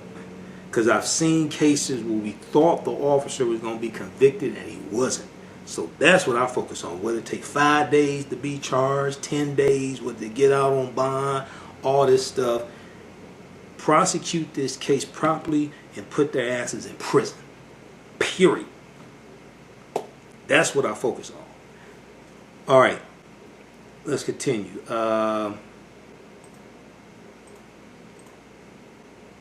Okay, I want to go to this NBCnews.com had a good article. Donald Trump once again made a stupid remark. You remember last week we talked about Biden and his stupid remark, if you ain't black? Now, okay, now let's keep it 100. Based upon what's happened in the past week, if you look at Trump's record and you look at Biden's record and your ass still confused, you probably ain't black. You're probably white. Let me repeat that again. This ain't a you ain't black if you don't vote for him. No. Listen to what I just said. If you look at Trump's record and you look at Biden's record, if you look at Trump's policies, you look at Biden's policies, and each week we're going through breaking down Biden's agenda for Black America. We already went through and broke down Biden's policies. I did that April 26th and March 10th. Go back and watch those broadcasts. 2020. If you look at Trump's record, you look at Biden's record, you look at Trump's policies, you look at Biden's policies. If you still confused between the two, not confused about whether you want Biden, trust Biden, and all that stuff, not that. If you confused between the two who to vote for, you probably ain't black. You probably white. I don't think you just understand what I said. Some white people were like, oh no, we don't want Trump, we're going to vote for Biden. Other white people were like, I ain't really sure. I'm not sure. Okay, yeah, you're not black. I'm not saying if you're black, that means you vote for Biden. No, that's not what I'm saying. Listen to what I'm saying. Okay? Y'all understand what I'm saying? On Facebook? Did you see? If you don't understand what if you don't understand what I just said, you don't understand this. If you do not understand European white supremacy and racism, what it is and how it works, everything else that you think that you understand will totally confuse you. See, how many of y'all understand what I'm saying? Cynthia understands it. Erica, yeah, y'all understand what I'm saying, right? Go back and listen to the broadcast from last Sunday where I broke down what Charlemagne said. Charlemagne said it's not about, for many African Americans, he said it's not about whether they vote for Biden or Trump. It's about whether they vote for Biden or don't vote at all. What I just told you, because you're not listening, you got to listen with your third eye. I said, if you look at Trump's record and you look at Biden's record, if you look at Trump's policies and you look at Biden's policies, and between the two of them, you still confused on who to vote for? Yeah, it's probably because you ain't black. No, you're white. You may be white. You could be Hispanic who thinks white. Okay, I'm not trying to polarize people. I'm just explaining this to you. Okay? All right. All right. So Zandrine and Latanya, Melvin, so people understand what I'm saying now, right? I didn't get a chance. We had a long show last week. I didn't get a chance to put that in there, but that's something that I'm thinking. And this week right here, more people realize. See, I told people in 2016, if you got a police killing of an African American and you got protests in the streets, you don't want Trump as president. Trump is law and order. Trump would talk when in 2016 when he was running for president. Trump said they need to have stop and frisk in Chicago, and if he could, he'd have stop and frisk all across the country in African American communities. He said they need stop and frisk in Chicago after stop and frisk was deemed unconstitutional by a federal judge. But he don't care, because this is how he thinks of African Americans. He talked about Minnesota. And he said they have to get harder and they need more force and things like this. He didn't talk about resources in Minnesota to help the African American community. He didn't talk about we need to find out what the root cause is this. We need to understand how racism and white supremacy and inequities in healthcare and education lead to this explosion. He talked about any of that. It's just the way Trump thinks. Trump is a throwback to Richard Nixon. Okay? Let me just, I'm going to get into this article from NBCnews.com. This deals with history. Let me just give you some background history. This is what I explained to people in 2016. I warned people about. And I did a 2.5-hour lecture in early 2017 called African American Resistance in the Era of Donald Trump, Voter Suppression, Reparations, and How Elections Have Consequences. In 2016, Donald Trump ran on the platform of law and order. It wasn't just immigration, okay, and demonizing Mexicans and things like this, right? It wasn't just immigration and the fear of the browning of America, okay? He ran on the platform of law and order. Law and order is the platform that Richard Nixon ran on in 1968 when Richard Nixon became president. Nixon was the president after Lyndon Johnson. 1967, there were 159 violent uprisings in this country. As I said before, Detroit, Newark, New Jersey, things like this. All of them were not on the level of a Detroit. But you had this taking place. 1968, Dr. King's assassinated. April 4th, 1968. You have rebellions in 125 cities. Richard Nixon runs in 68 on the platform of law and order. Law and order means protect white people and lock up African Americans.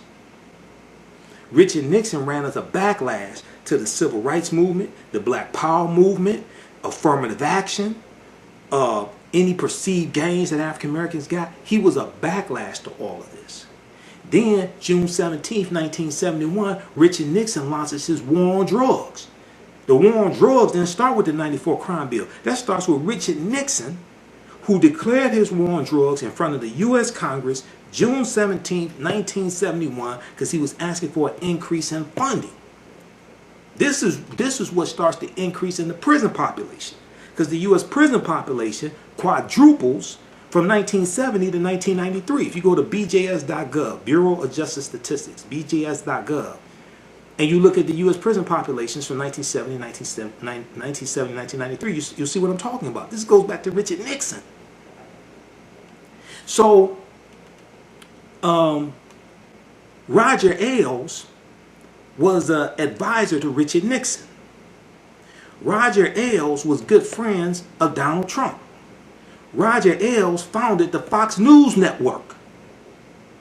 Roger Ailes founded the Fox News Network because he felt that if Richard Nixon had a news network, a television network, that was on his side, then he would not have been impeached because of the Watergate hearing, because of the Watergate scandal.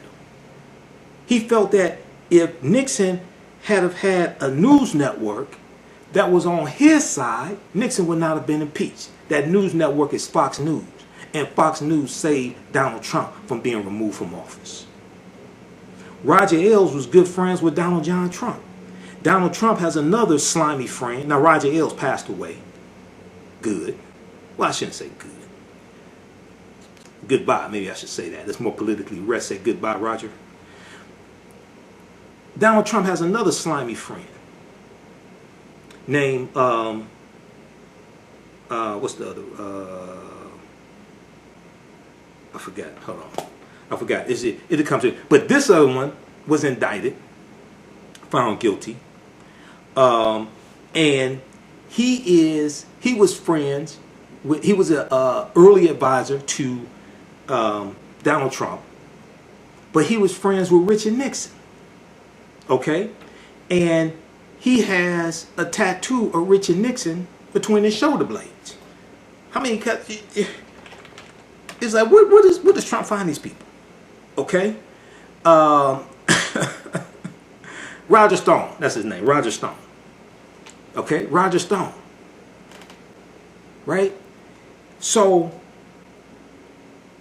Trump's campaign in 2016 was a throwback to Richard Nixon. Then also, there were people who were familiar with George Wallace. George Wallace was the governor of Alabama, 1963, and there's the famous footage of him saying, segregation today, segregation tomorrow, segregation forever, right?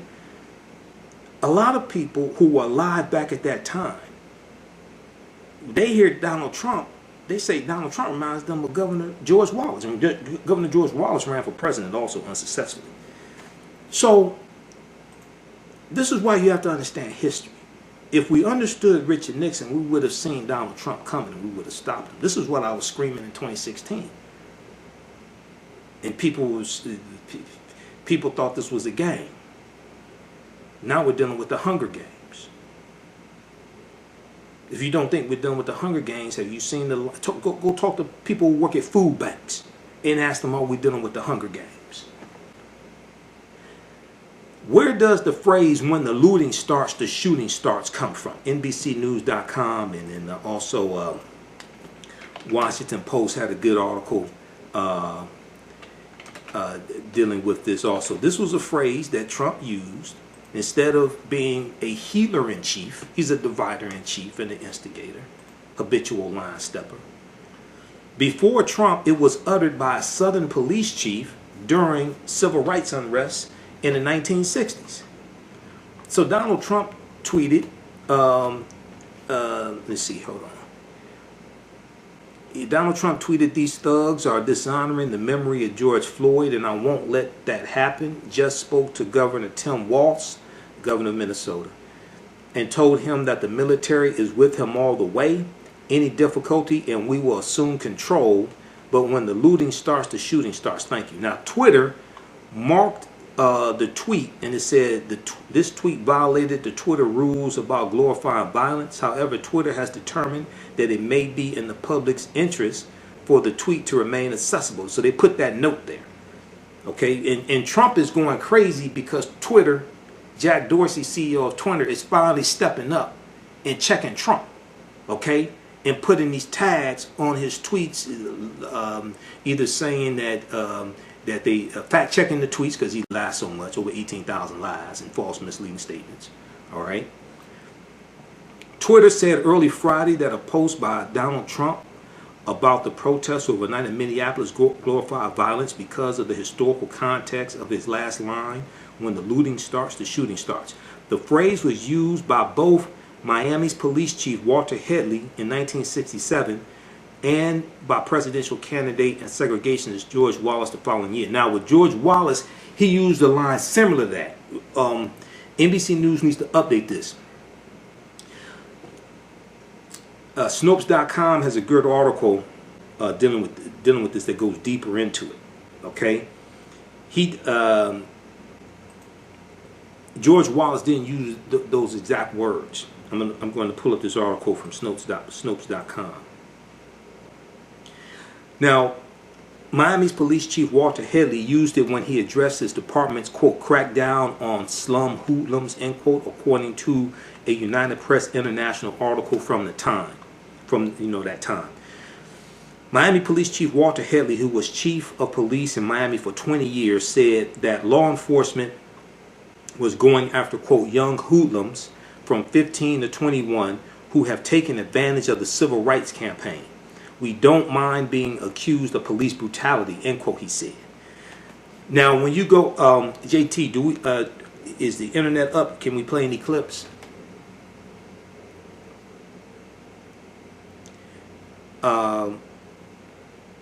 The article, let me know, JT. The article goes on to say, quote, "There is only one way to handle looters and arsonists during a riot, and that is to shoot them on sight. I've let the word filter down. When the looting starts, the shooting starts," end quote. This is from Miami Police Chief Walter Headley in 1967. Okay, and this was reported in the New York Times in 1970. This is what he said. Okay, so anybody just tuning in. I'm not advocating violence. This is a direct historical quote. This is what I'm talking about. All right, this is who Donald Trump quoted on Friday.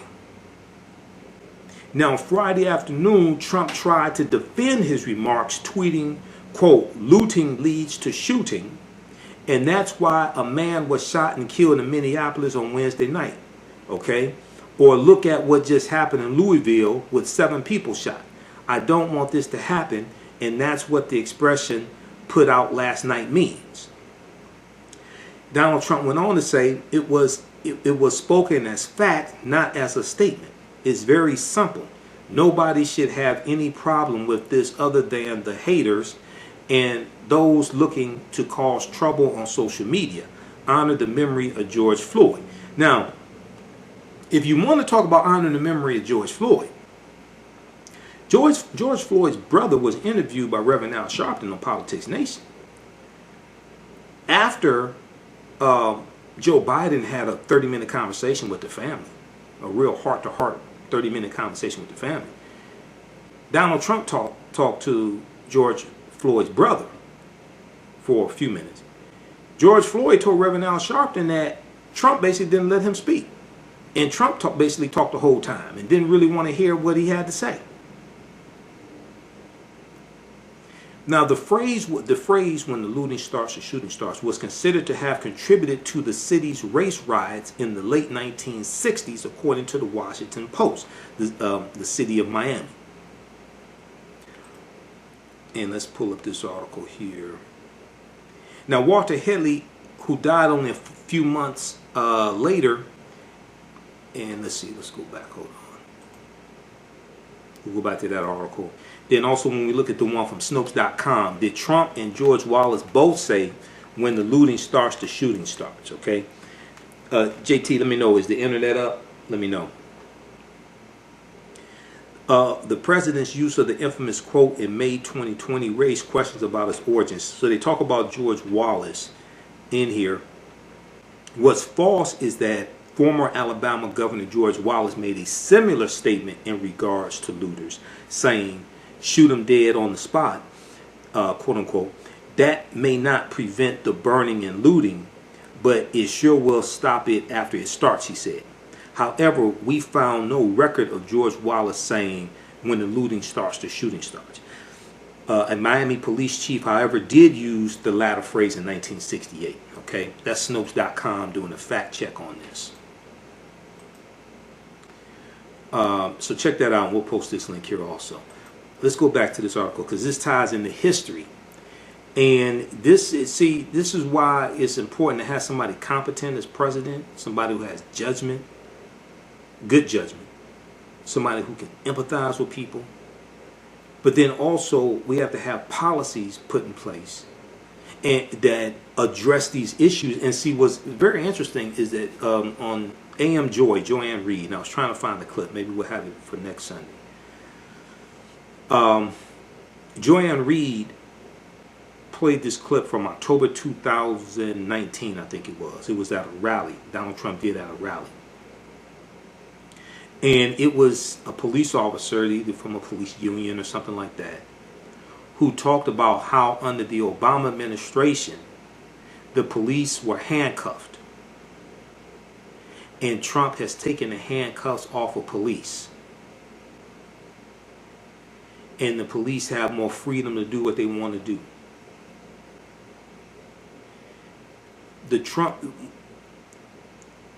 When Trump ran for president, Trump talked about how he said police need to have more power, not less power. He and Mike Pence were against holding police officers accountable. They were against having investigations into the patterns and practices of police departments. This is what the Obama administration was doing. Now, it is true the majority of regulated police is at the state level because you have 50 individual state governments. And states have a lot of power because of the 10th Amendment to the U.S. Constitution. But there were things that the Obama administration was putting in place and using.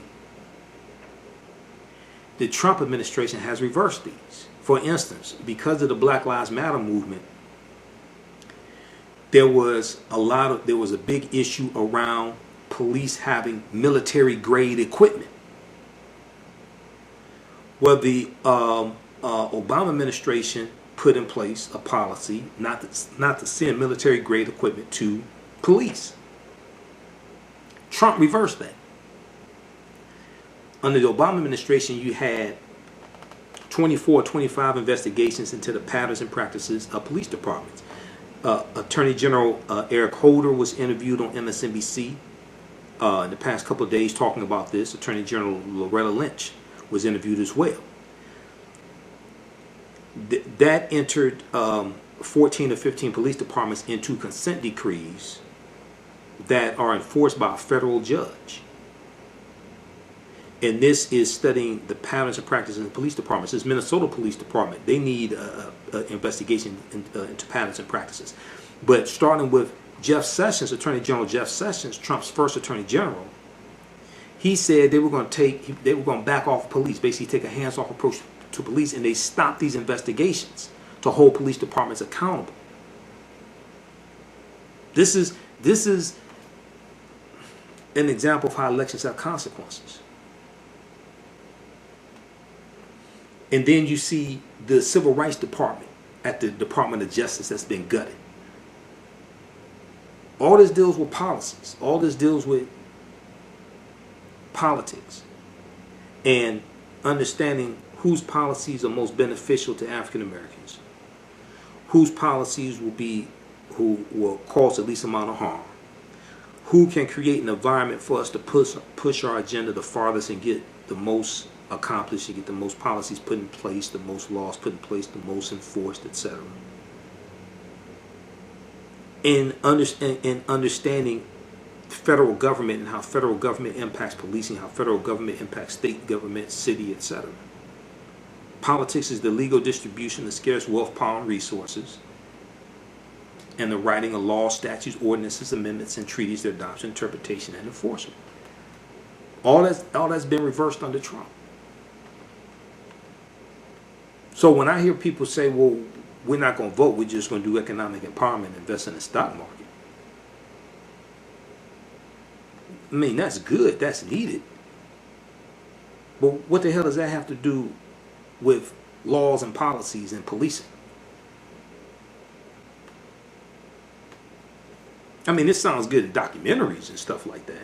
And I'm in 7 documentaries. I know the game. But there's been a culture shift from the Trump administration from the Obama administration to the culture administration when it comes to policing. On Saturday, Attorney General William Barr did this weird press conference where he talked about protesters attending these protests who have another agenda, and he calls out Antifa. But he doesn't call out white supremacist organizations, and you have officials in these cities saying they're white supremacist organizations who are at these protests instigating. They're on social media talking. Joanne Reed talked about this on MSNBC. They're on social media talking about going to these protests and getting their loot on and causing destruction, things like this. Trump and Attorney General William Barr are now calling out the white supremacist organizations that are involved in this. They're only calling out one organization. So you have to understand what's behind all this. Why aren't you calling out the white supremacist organizations? Is it because they voted for you? Is that why? All right, let's continue. We're going to have a few minutes left here. No, that wasn't the police immunity bill, Eddie. If you're referring to Blue Lives Matter, that was under Trump. Please use Google. It helps to do research, especially before you post on this page. Let's see here. And when you go back and study all this, you have police unions blaming Black Lives Matter and the Obama administration, and specifically President Obama, for the war on police. Go back and read those articles, because I read them. Okay? And then Trump ran on the platform of law and order and taking a hands-off approach to police. You go back to June 2017. Donald Trump was speaking to police, and he told them, when you put a suspect in the car after you handcuff them, and you know how you say, watch your head, it's all right. You don't have to watch your head. You don't have to put your hand up there to protect the head. It's okay.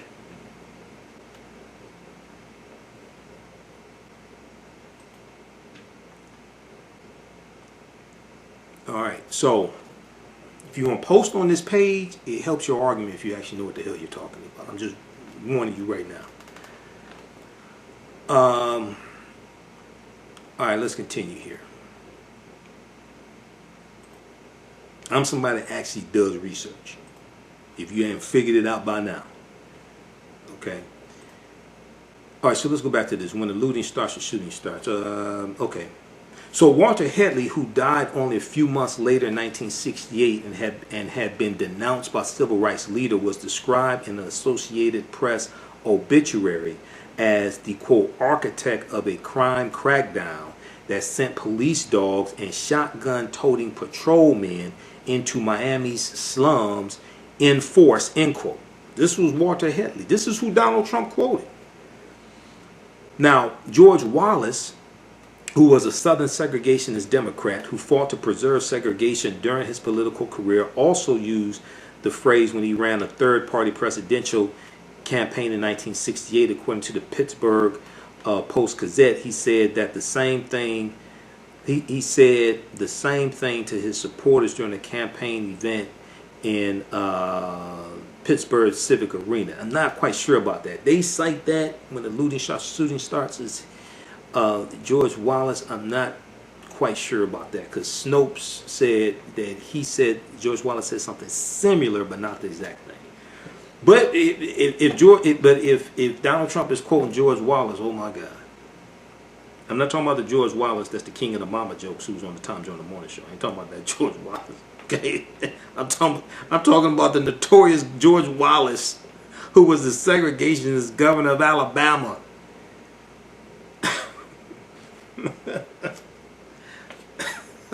Because I know somebody here, George Wallace, and they think of the comedian, African American comedian George Wallace. No, that's not who I'm talking about. Okay. Then read the article from the Washington Post. They have a really good one also. I'm going to try to squeeze all this information here the last few minutes, and we're going to continue this discussion on my social media platforms, the African History Network on Facebook, and my YouTube channel, Michael Imhotep, IMHOTEP, and listen to audio podcasts of all these broadcasts at our website, AfricanHistoryNetwork.com. AfricanHistoryNetwork.com. So if you miss our show, we have audio podcasts. We're on 8 different podcast platforms where we get your podcast from. We're on Stitcher, iTunes, Castbox, FM Player, TuneIn, and some others. Twitter flags Trump, White House for glorifying violence after tweeting Minneapolis looting will lead to shooting. That's from Washington Post. Read that article also. Okay.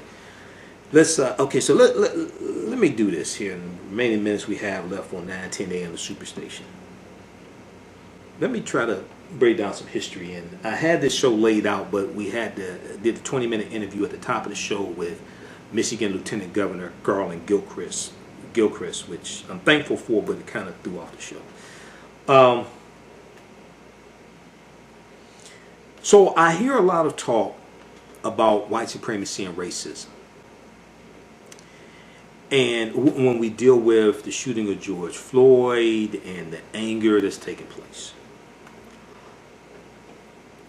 Back in about 2018, there was the day that Roseanne Barr was fired from the reboot of the TV show Roseanne because of tweets that she made. We know she's a Donald Trump supporter. There was a special that night, 8 p.m. on MSNBC, co-hosted by Joy-Ann Reid and Chris Hayes. It was called Everyday Racism in America. And it was already scheduled to take place, and they incorporated what took place with Roseanne Barr into it. They spent an hour talking about everyday racism in America, and they never defined from a historical perspective what racism is. Let me help you out. We have to understand racism from a historical perspective. Racism is a system of advantage and privilege distributed based upon race. Racism is a system of advantage and privilege distributed based upon race. Racism has nothing to do with not liking people, calling people racial epithets, calling people the N-word or anything like that.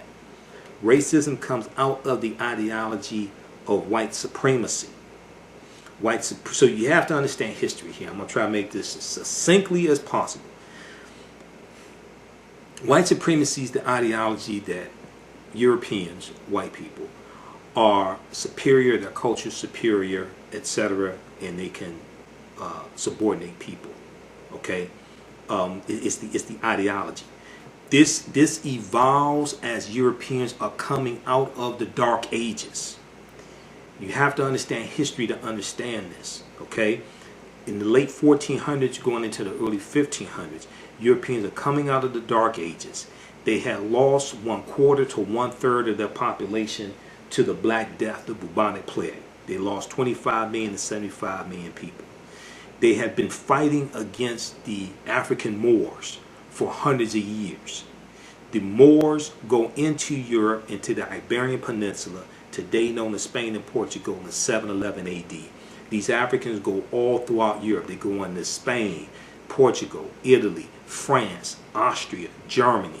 They go all across Europe. They intermix into the European population. Now they save Europe, bring Europe out of the Dark Ages, take the teachings from ancient Africa, especially ancient Kemet and the Nile Valley region of Africa, into Europe. They bring Europe out of the Dark Ages. They intermix with the European population and change the complexion of Europeans to varying degrees.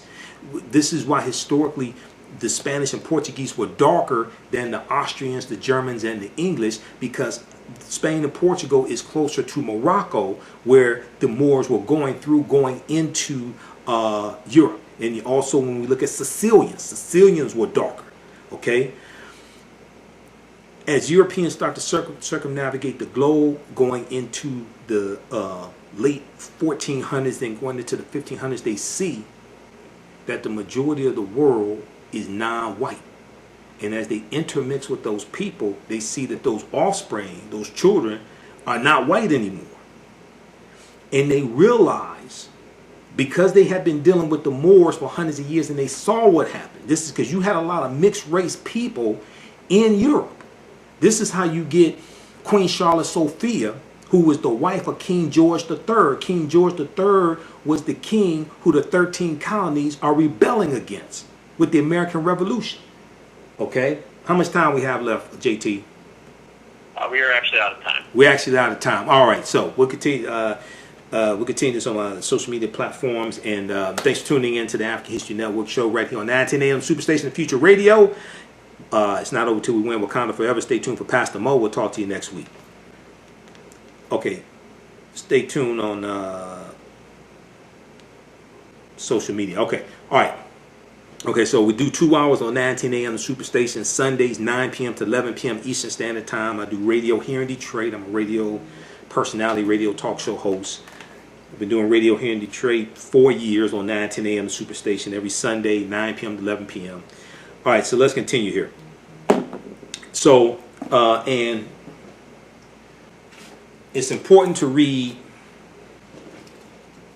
It's important to read the ISIS papers by Dr. Francis Cress Welsing, and it's important to read Golden Age of the Moor, edited by Dr. Ivan Van Sertima.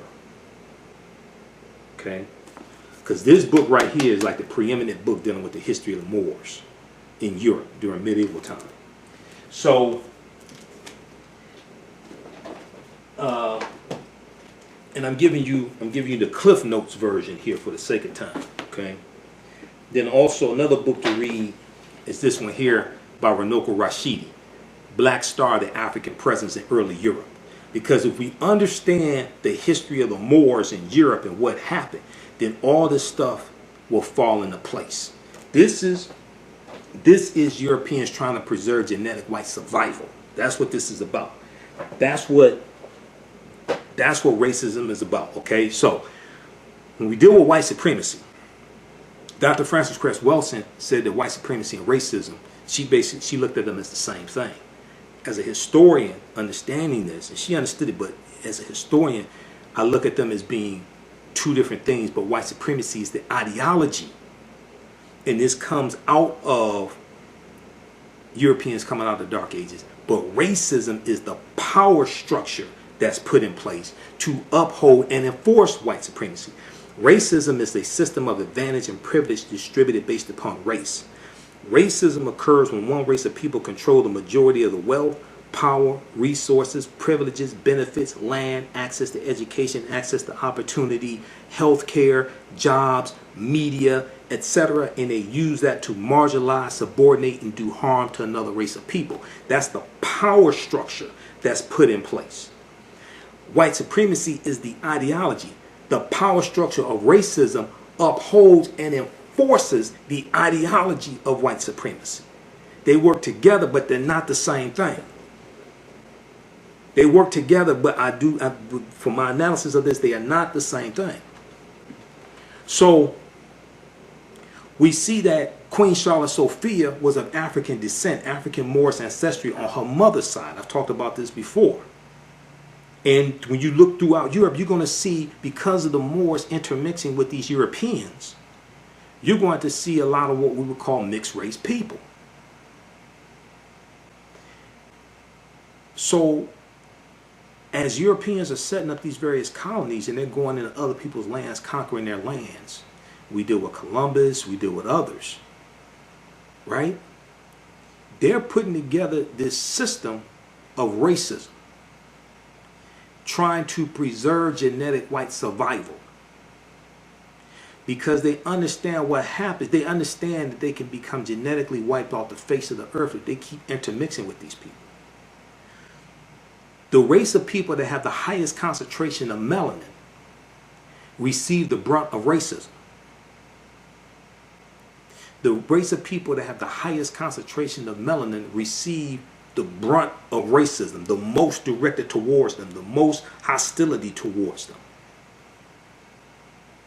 It's African men in general, specifically in this case African American men, who receive the brunt of racism, because it's the man who imposes sex. This all deals with sex.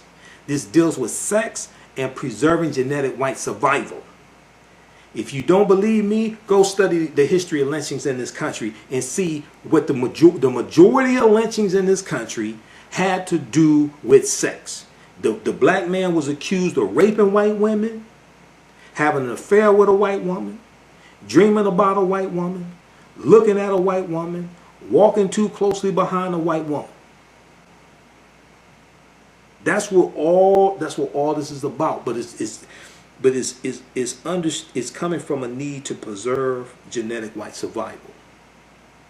When we go back, Dr. Claude Anderson talks about in Black Labor White Wealth, I think also a little bit in Paronomics, he talks about the doctrine of exclusion in 1638 in the colony of Maryland. Because in the British colonies, they're setting up this system. This system does not already exist in what we call the 13 colonies, right? We operate. I've dealt with this before, especially when the 1619 project came out and some other presentations. We operate based upon this misconception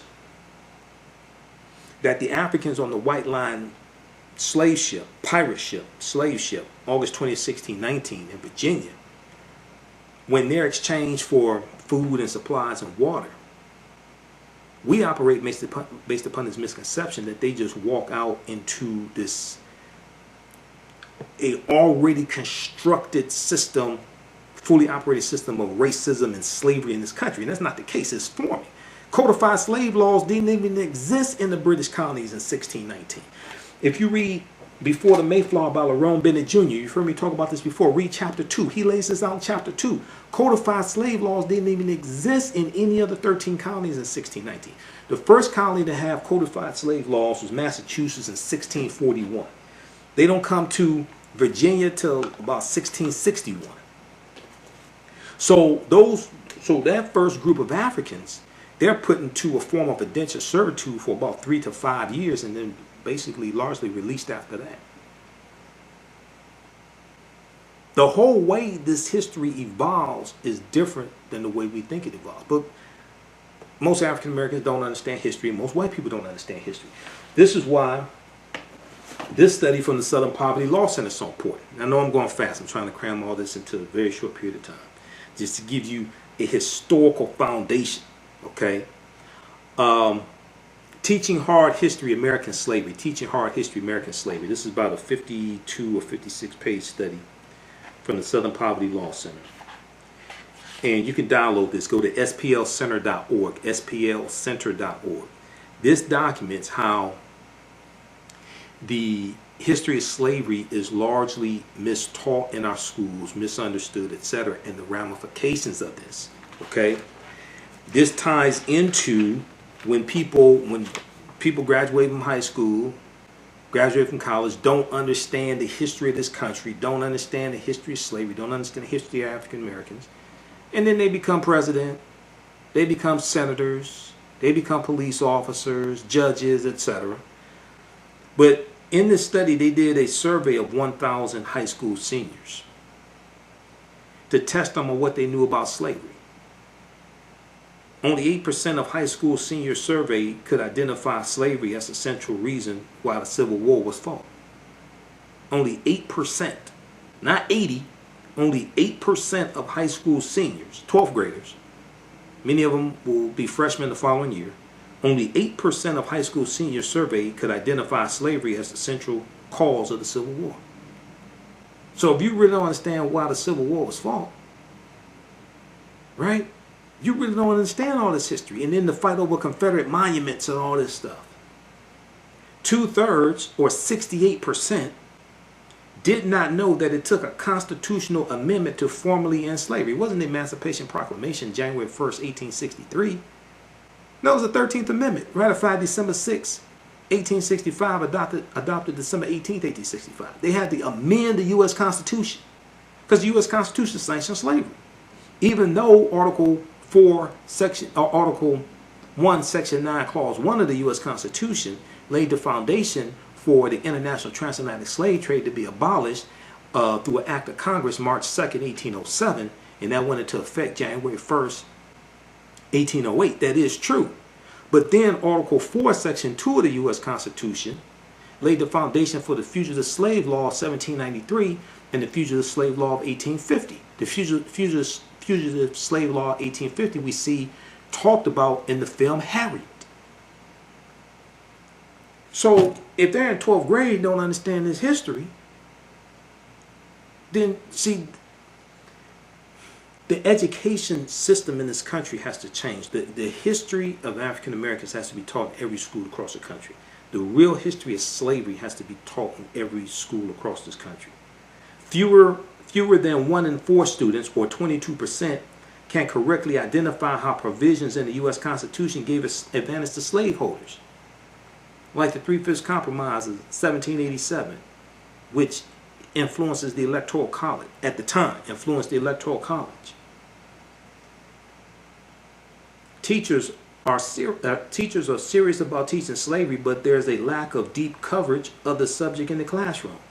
Although teachers overwhelmingly, or 90%, claim they feel comfortable discussing slavery in their classrooms, their responses to open-ended questions reveal profound unease around the topic. 58% of teachers, so they surveyed 1,700 social studies teachers also in the survey. 58% of teachers find their textbooks inadequate. Popular textbooks fail to provide comprehensive coverage of slavery and enslaved peoples. The best textbook, singular, achieved a score of 70% against our rubric of what should be included in the study of American slavery. The average score was 46%. Go to splcenter.org, splcenter.org, which is Southern Poverty Law Center, and just search for Teaching Hard History, American Slavery.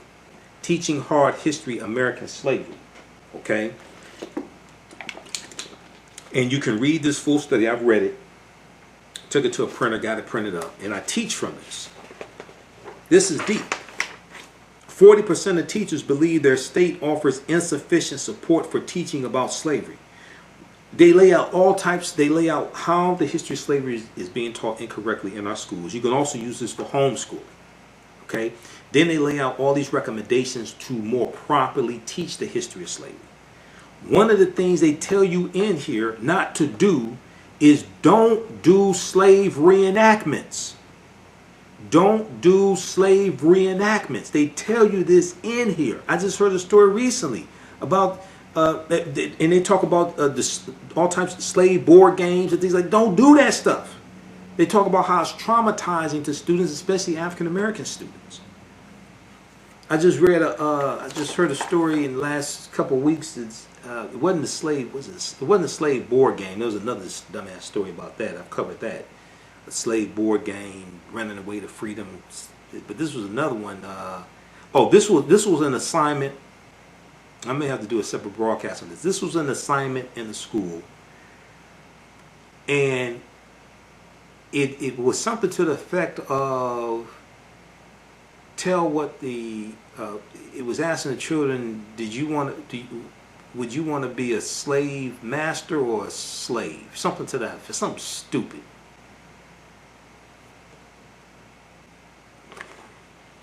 But read this, Teaching Hard History of American Slavery. Okay? All right, where are we here? Oh, racism, white supremacy. Okay, so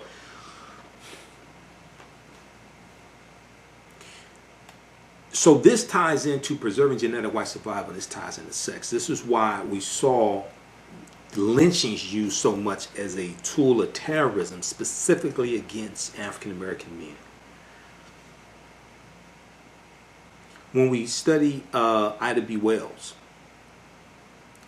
Ida B. Wells got involved in the anti-lynching movement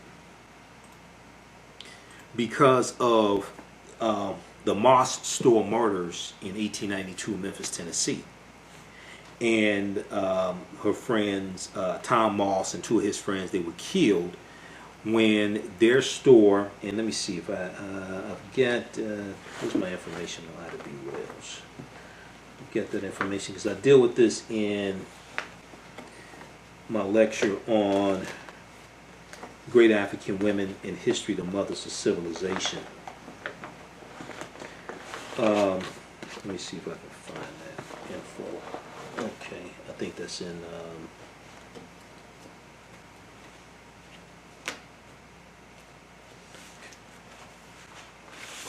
I think that info on Ida B. Wells is in another file folder. All right, but anyway, so what happens is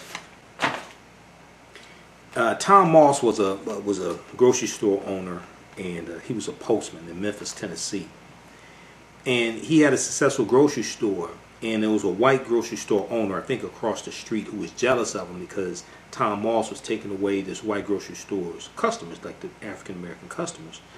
So one night he sends the white grocery store owner sends some of his friends who are off-duty sheriff deputies, and he sends them to trash Tom Moss's store. Okay. Well, Tom Moss is there with his friends, and they're armed, so they shoot these off-duty sheriff deputies. They don't know they're sheriff deputies, but they shoot them, and they're going to be arrested. Blackden.com has a good article dealing with this. Moss Store Murders, M-O-S-S, Moss Store Murders, the tragedy that inspired Ida B. Wells' anti-lynching crusade. In March of 1892, Ida B. Wells, a journalist and former Memphis school teacher, started a crusade against lynching after 3 friends of hers were brutally murdered by a Memphis mob. Tom Moss, M-O-S-S, and 2 of his friends, Calvin McDowell and Henry Stewart, were arrested for defending themselves against an attack on Moss store.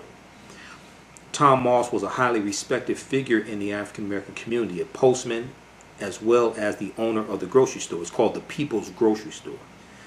A white competitor, enraged that Tom Moss had drawn away his black customers, hired some off-duty sheriffs to destroy the store.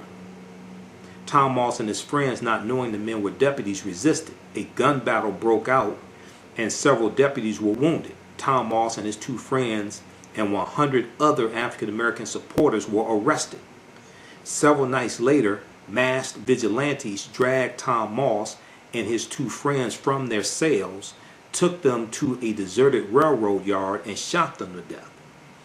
Enraged by their deaths, Ida B. Wells lashed out at the refusal of Memphis police to arrest the well-known killers. She encouraged African Americans to protest with boycotts of white-owned stores and public transportation, economic boycotts. So this is one of the things that needs to happen now. We need to have massive economic boycotts. I'm going to have to do a separate broadcast, okay, dealing with this. We have to have targeted, sustained, nationwide economic boycotts. Dr. King, April 3rd, 1968, in his last speech, I've been to the mountaintop, he talked about how redistribute the pain. And redistribute the pain, he wasn't talking about violence.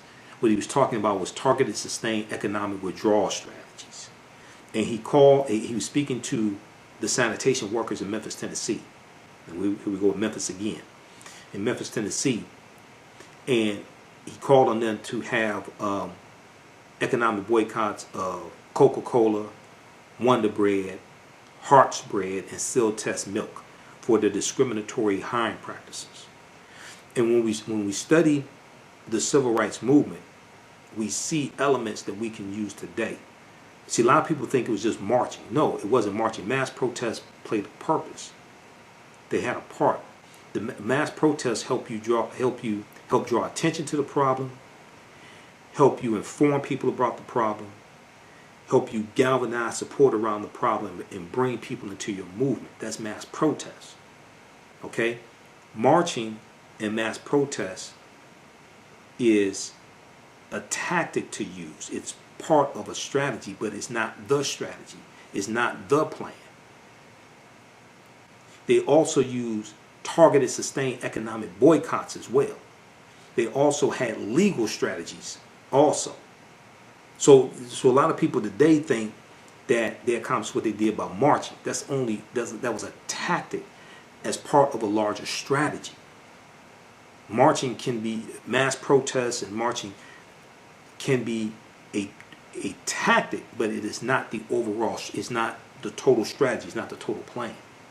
And at the end of each one of these marches, at the end of these protests that take place, march yourself down to black-owned businesses and buy them out. That ties in an economic empowerment component to this. People spend all this time protesting and things like this, and then they just disband. Or what they'll do is like they did in Chicago after the tape of Laquan McDonald was released, when Laquan McDonald was shot and killed. And they held the tape until Mayor Rahm Emanuel was reelected. And I told people when I was doing nationally syndicated radio, I told you need to vote Rahm Emanuel out of office. You got the votes. And in that primary that took place, that first reelection, that primary that took place, there were 700,000 African Americans registered to vote, and only 150,000 voted. And I said, you need to vote his ass out of office. And they didn't vote him out of office. He got reelected. Then he released the tape, and people in Chicago, black people in Chicago, went crazy, and they're out in the streets demanding that he resign. I said, why didn't you vote him out of office when you had the chance? That's another conversation. Okay. But there were protests up and down the Magnificent Mile, Michigan Avenue in Chicago. We had all the department stores and things like this, and African Americans standing in front of the stores, blocking the entrance and everything. And I'm looking at them watching this, and I say, I sure hope they're redirecting these people to go spend money in black-owned businesses. Because oftentimes we'll take pride in standing in front of a white business, blocking commerce and blocking the entrance. But we don't redirect that energy and redirect those bodies to go down to black businesses and spend money with them. So this is why when two of my teachers, Dr. Leonard Jeffries and Professor James Small, talk about the pyramid principle, and the foundation of the pyramid is African history and culture, which gives us our values, our interests, and our principles. It gives us our VIPs, and it gives us our self-esteem, our self-determination, our self-worth, our self-value, etc. but it influences how we engage in economics also. The two sides of the pyramid are economic empowerment and political empowerment. So many of us will take pride in standing in front of a white-owned store, blocking commerce and blocking the entrance. But at the same time, we're not redirecting all that energy to send them down to African-American-owned stores to spend money and invest in African-American-owned businesses. So we have to change our thinking. So when we have these mass protests, right? Mass protests have a purpose. Now at the end of the march, at the end of the protest, march yourself down to black-owned businesses and spend dollars with them and buy them out. Don't loot them. Buy them out. Redirect that energy to help support our businesses as well. Because those businesses are the ones most likely to support us and employ us. And they may also contribute to your effort as well.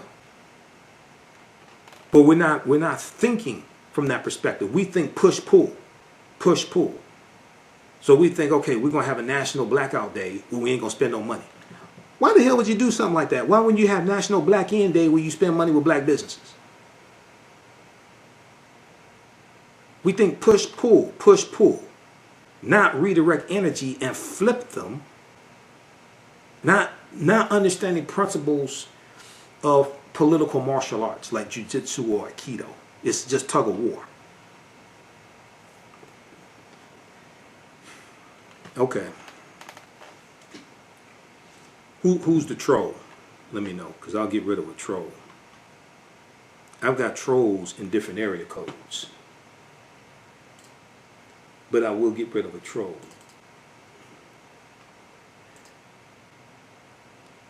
All right, so let's continue here. And let me see. The internet was down on 9:10 a.m. the Superstation, so let's see if we can. Let's see if we can play any of these clips here. I may have to do a separate broadcast.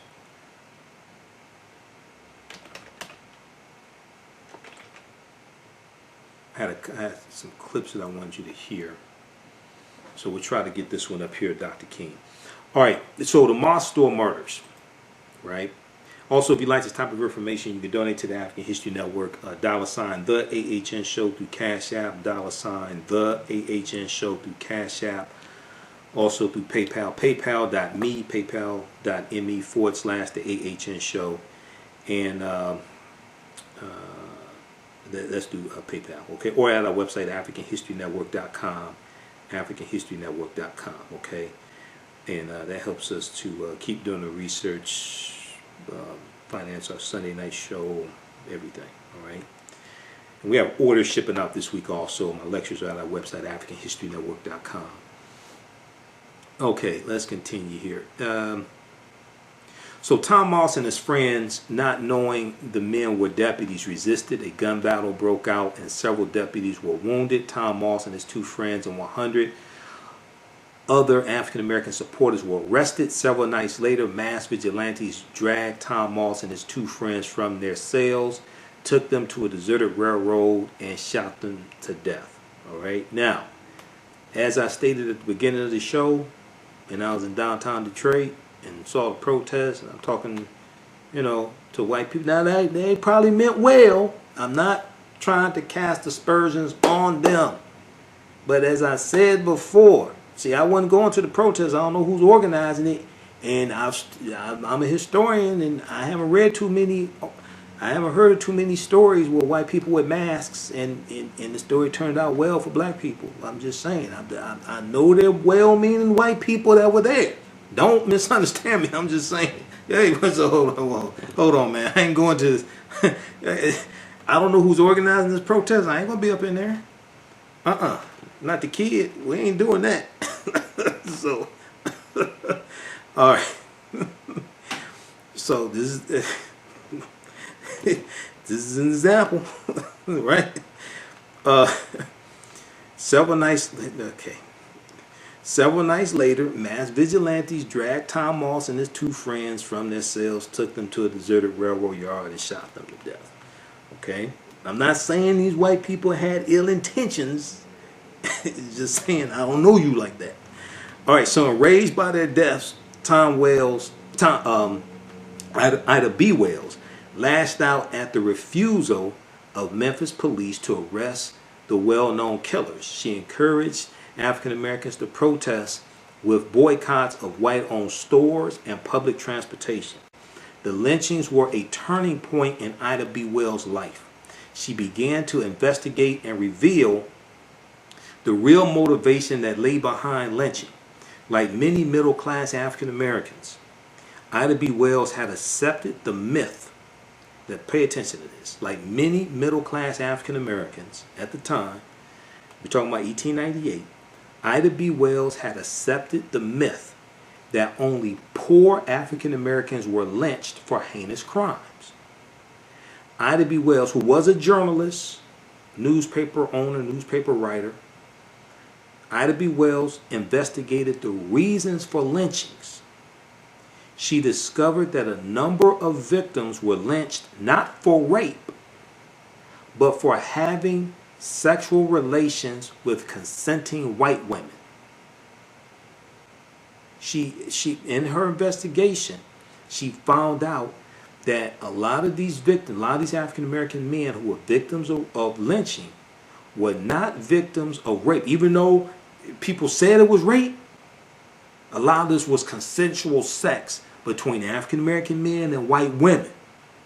And their husband, the white woman's husband found out, father found out, brother found out, what have cousins, what have you, and they lynched them. Go look at what happened with Emmett Till. Emmett Till said to Carolyn Bryant in Money, Mississippi, said bye baby to her. She goes and lies to her husband about everything that happened. Roy Bryant and her brother-in-law J.W. Millen go to Emmett Till's, I think it was his grandfather's house, kidnap him, torture him, and kill him. Okay? That was August of 1955. When you see Ida B. Wells did this research, and she found out this was about sex. It wasn't about rape. This was about sex. So Ida B. Wells investigated the reasons for lynching. She discovered that a number of victims were lynched not for rape but for having sexual relations with consenting white women. Quote, nobody in this section of the community believes that old threadbare lie that Negro men rape white women. If Southern men are not careful, a conclusion might be reached which will be very damaging to the moral reputation of their women. End quote. This is what she wrote, okay, in a newspaper, in like the editorials that she wrote. But the suggestion that white women would willingly have sexual relations with African American men enraged white Memphis, enraged white people in Memphis, Tennessee. Since Ida B. Wells did not sign her name to her editorials, the white press assumed that a man had written the article. The Memphis Scimitar, SCIMITAR, advocated a violent response. This is the white newspaper there. They wrote, quote, it will be the duty of those whom he has attacked time to stake brand his forehead with a hot iron and perform a heinous act on him. This is what they wrote in the newspaper. A mob destroyed Ida B. Wells' newspaper while Ida B. Wells was out of town, and she was forced to remain in the North. Ida B. Wells launched a national crusade against the lynching that would capture the attention of the nation and Europe. Okay, read this article from blackden.com. PBS.org has another one, because I deal with Ida B. Wells in my lecture series. dealing with great African women in history, the mothers of civilization. Read this article from blackden.com. Moss, M-O-S-S, Moss Store Murders, the tragedy that inspired Ida B. Wells' anti-lynching crusade. Okay, let me post this link here, and I want to go to this clip here, Dr. King. And what I'm going to do throughout the week, we're going to do some other broadcasting with this. You know, I had Lieutenant Governor Garlin Gilchrist of Michigan on at the beginning of my show, so that threw things off. I got a lot of information, and I want to get through this information, but it ain't going to be all today. I'm telling you now. All right, it's been a very busy, and I haven't spoken on this at all. I've posted about it, but the killing of George Floyd, I haven't spoken on it, because I was too angry, I was too pissed off to talk, and I didn't want to come off sounding crazy. Let me just leave it at that. So sometimes I just know just to be quiet until I calm down. But I think what's going to happen, I think you're going to see that it's something like, first of all, the young sister who did the recording, she's 17 years old, she's traumatized. We thank her for what she did. The people who were there, who were witnesses, we thank them as well. But I think you're going to see, if something like that happens again, I think you're going to have African Americans who in various ways are going to intervene in various ways to break that up. And I don't necessarily mean violently, you know, however they however they see fit is their call. I'm not calling for violence, but I think you're going to have people who will intervene. I was listening to Reverend Al Sharpton's radio show, because he's on 9:10 a.m. Superstation WFDF, Monday through Friday, 9 p.m. to 11, sorry, Monday through Friday, 1 p.m. to 4 p.m. It's nationally syndicated radio show, Keeping It Real. And he was asked a question, if he was there, what he would do. He said he would go up to the police officers and tell them, you can't do that, and if you're going to arrest somebody, you know, arrest me. But he said he would tell them to arrest him before he would just stand by and be compliant with that. Okay, and I think you would have people that would come and intervene, you know, in various ways with that as well, to break that up. Okay, so let's see here. Can we get this clip to play? All right, I'm gonna try to cue this clip up. This is Dr. King in 1966, talking about rebellions, talking about riots. All right, so we'll try to get this clip queued up. So just give me a minute here.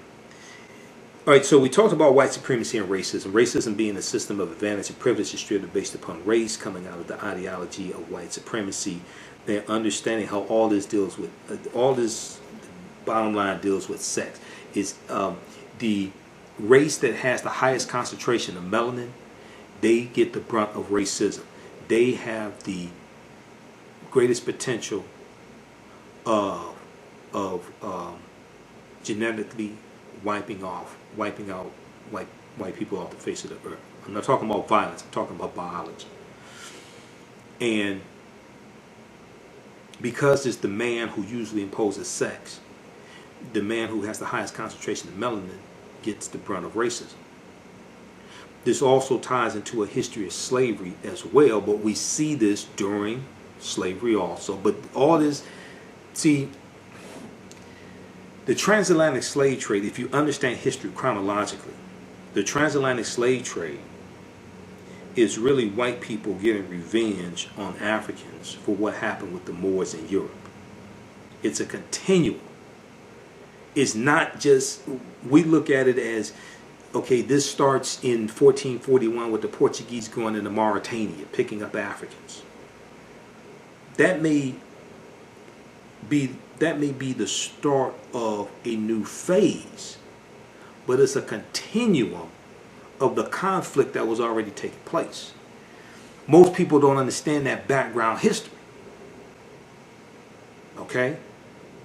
You got to understand that 800-year occupation of Europe by the Africans known as the Moors to understand the transatlantic slave trade and what was going on there. Because when you go look at the Spanish, and the Spanish are setting up colonies, and you look at things like King Charles V and the Asiento de Negros in 1518. When the Spanish are setting up colonies, one of the things they're doing is making it illegal for the Europeans to intermix with the African slaves and have children. Because they saw what happened for hundreds of years in Spain when the Moors intermixing with Europeans.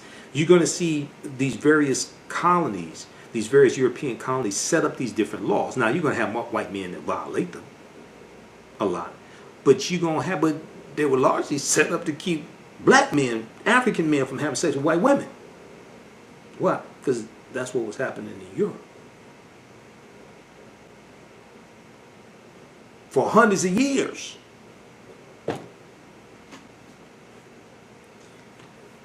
All right.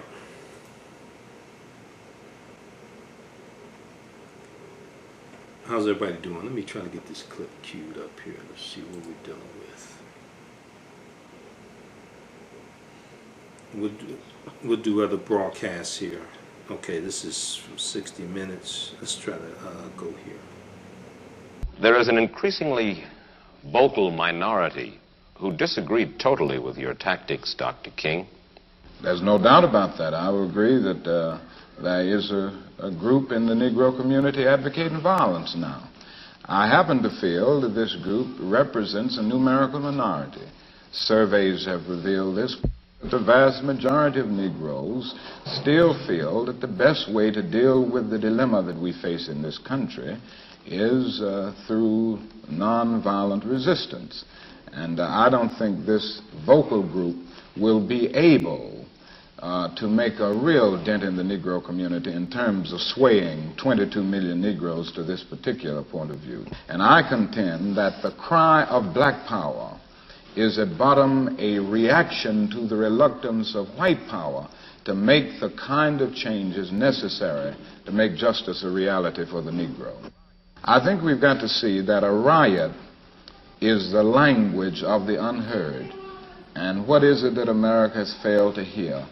It has failed to hear that the economic plight of the Negro poor has worsened over the last few years.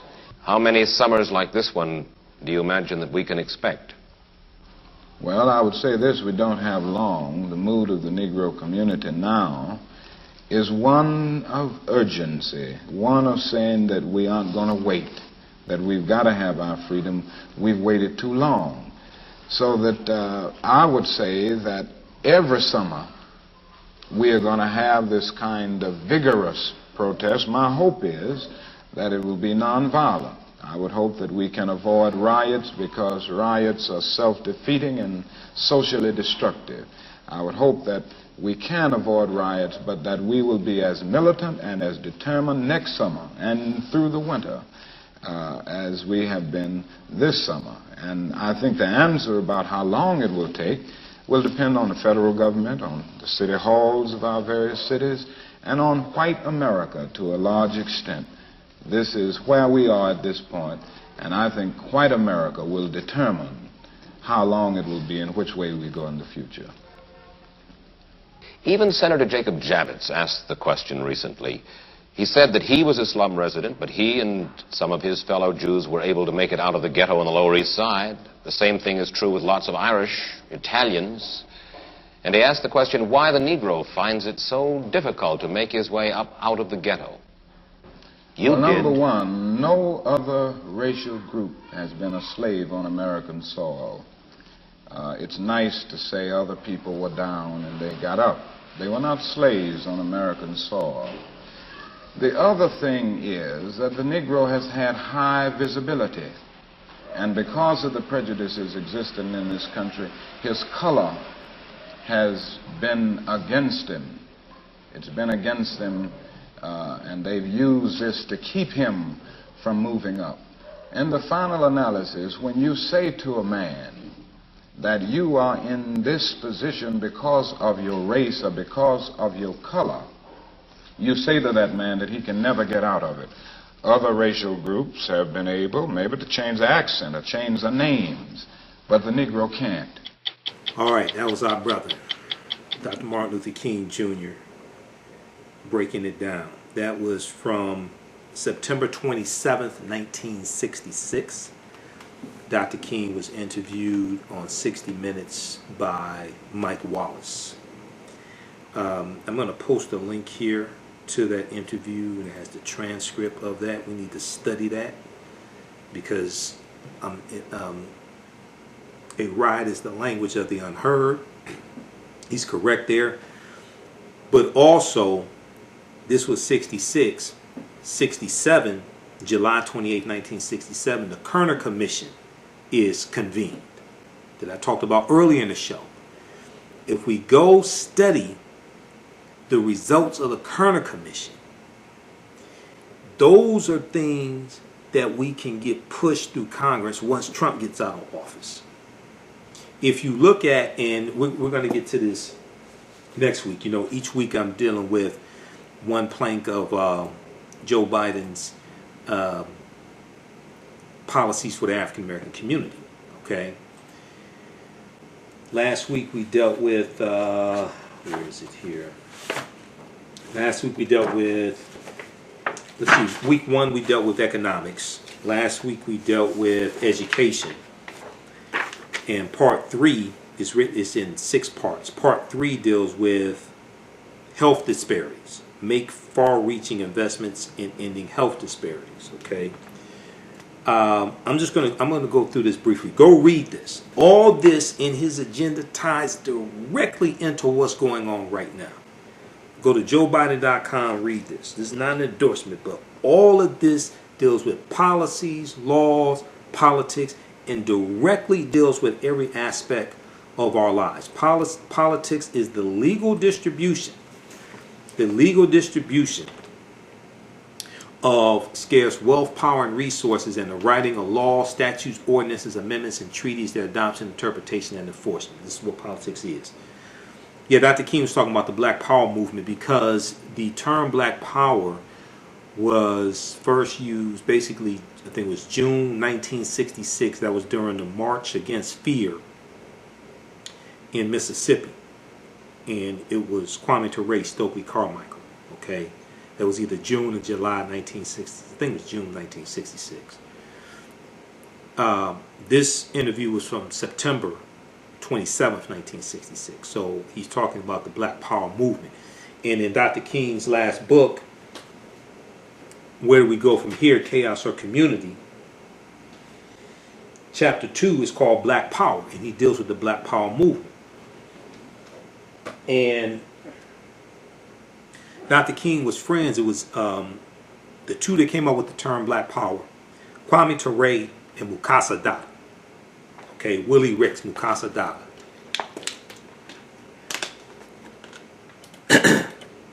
So Dr. King uses the term Black Power, but then he backs away from the term because he says power has no color. But the overall ideology of the Black Power movement in general, he supported. So read, I'm looking for my copy. Yeah, read Where Do We Go From Here, Chaos or Community, by Dr. King.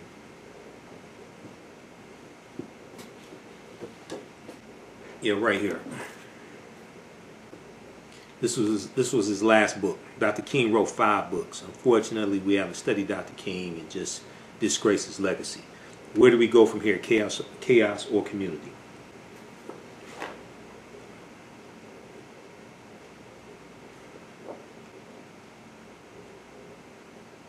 And chapter 2 is called Black Power.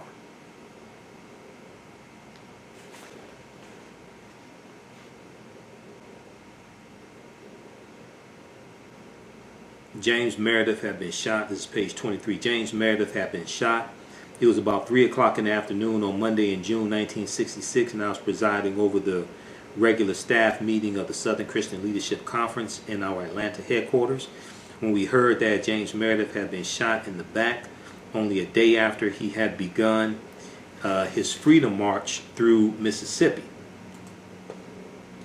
There was a momentary hush of anger and dismay throughout the room. Our horror was compounded by the fact that the early reports announced that James Meredith was dead. Soon the silence was broken, and from every corner of the room came expression of outrage. The business of the meeting was forgotten in the shock of the latest evidence that a Negro's life is still worthless in many parts of his own country. When order was finally restored, our executive staff immediately agreed that the march must continue. After all, we reasoned, James Meredith had begun his lonely journey as a pilgrimage against fear. Wouldn't failure to continue only intensify the fears of the oppressed and deprived Negroes of Mississippi? Would this not be a setback for the whole civil rights movement and a blow to nonviolent discipline? After several calls between Atlanta and Memphis, we learned that the early reports of James Meredith's death were false and that he would recover. The news brought relief, but it did not alter our feeling that the civil rights movement had a moral obligation to continue along the path that James Meredith had begun. The next morning I was off to Memphis, Tennessee, along with several members of my staff. Floyd McKenzick, National Director of CORE, Congress of Racial Equality, flew in from New York and joined us on the flight from Atlanta to Memphis. After landing, we went directly to the municipal hospital to visit James Meredith. Okay, so what they did was they continued the march against fear. This is in Mississippi. I think this was in Mississippi, and Kwame Ture was there. Stokely Carmichael joined it. Okay, as we prepared to leave. Okay, there at the hospital. As we prepared to leave, the nurse came to the door and said, "Mr. Meredith, there is a Mr. Carmichael in the lobby who would like to see you and Dr. King.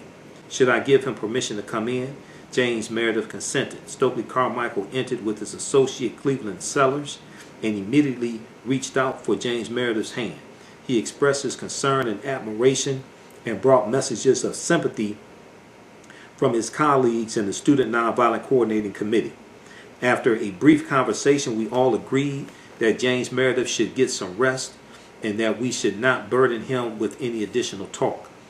We left the room assuring him that we would conduct the march in his spirit and would seek as never before to expose the ugly racism that pervaded Mississippi and to arouse a new sense of dignity and manhood in every Negro who inhabited that bastion of man's inhumanity to man.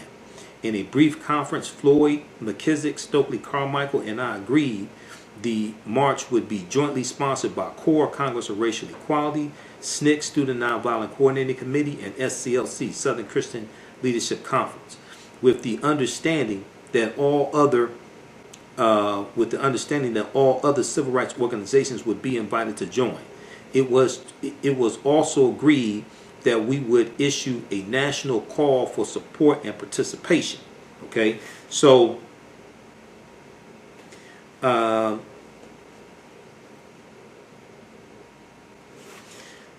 this is talking about the March Against Fear. So what's going to happen is during the march they get arrested.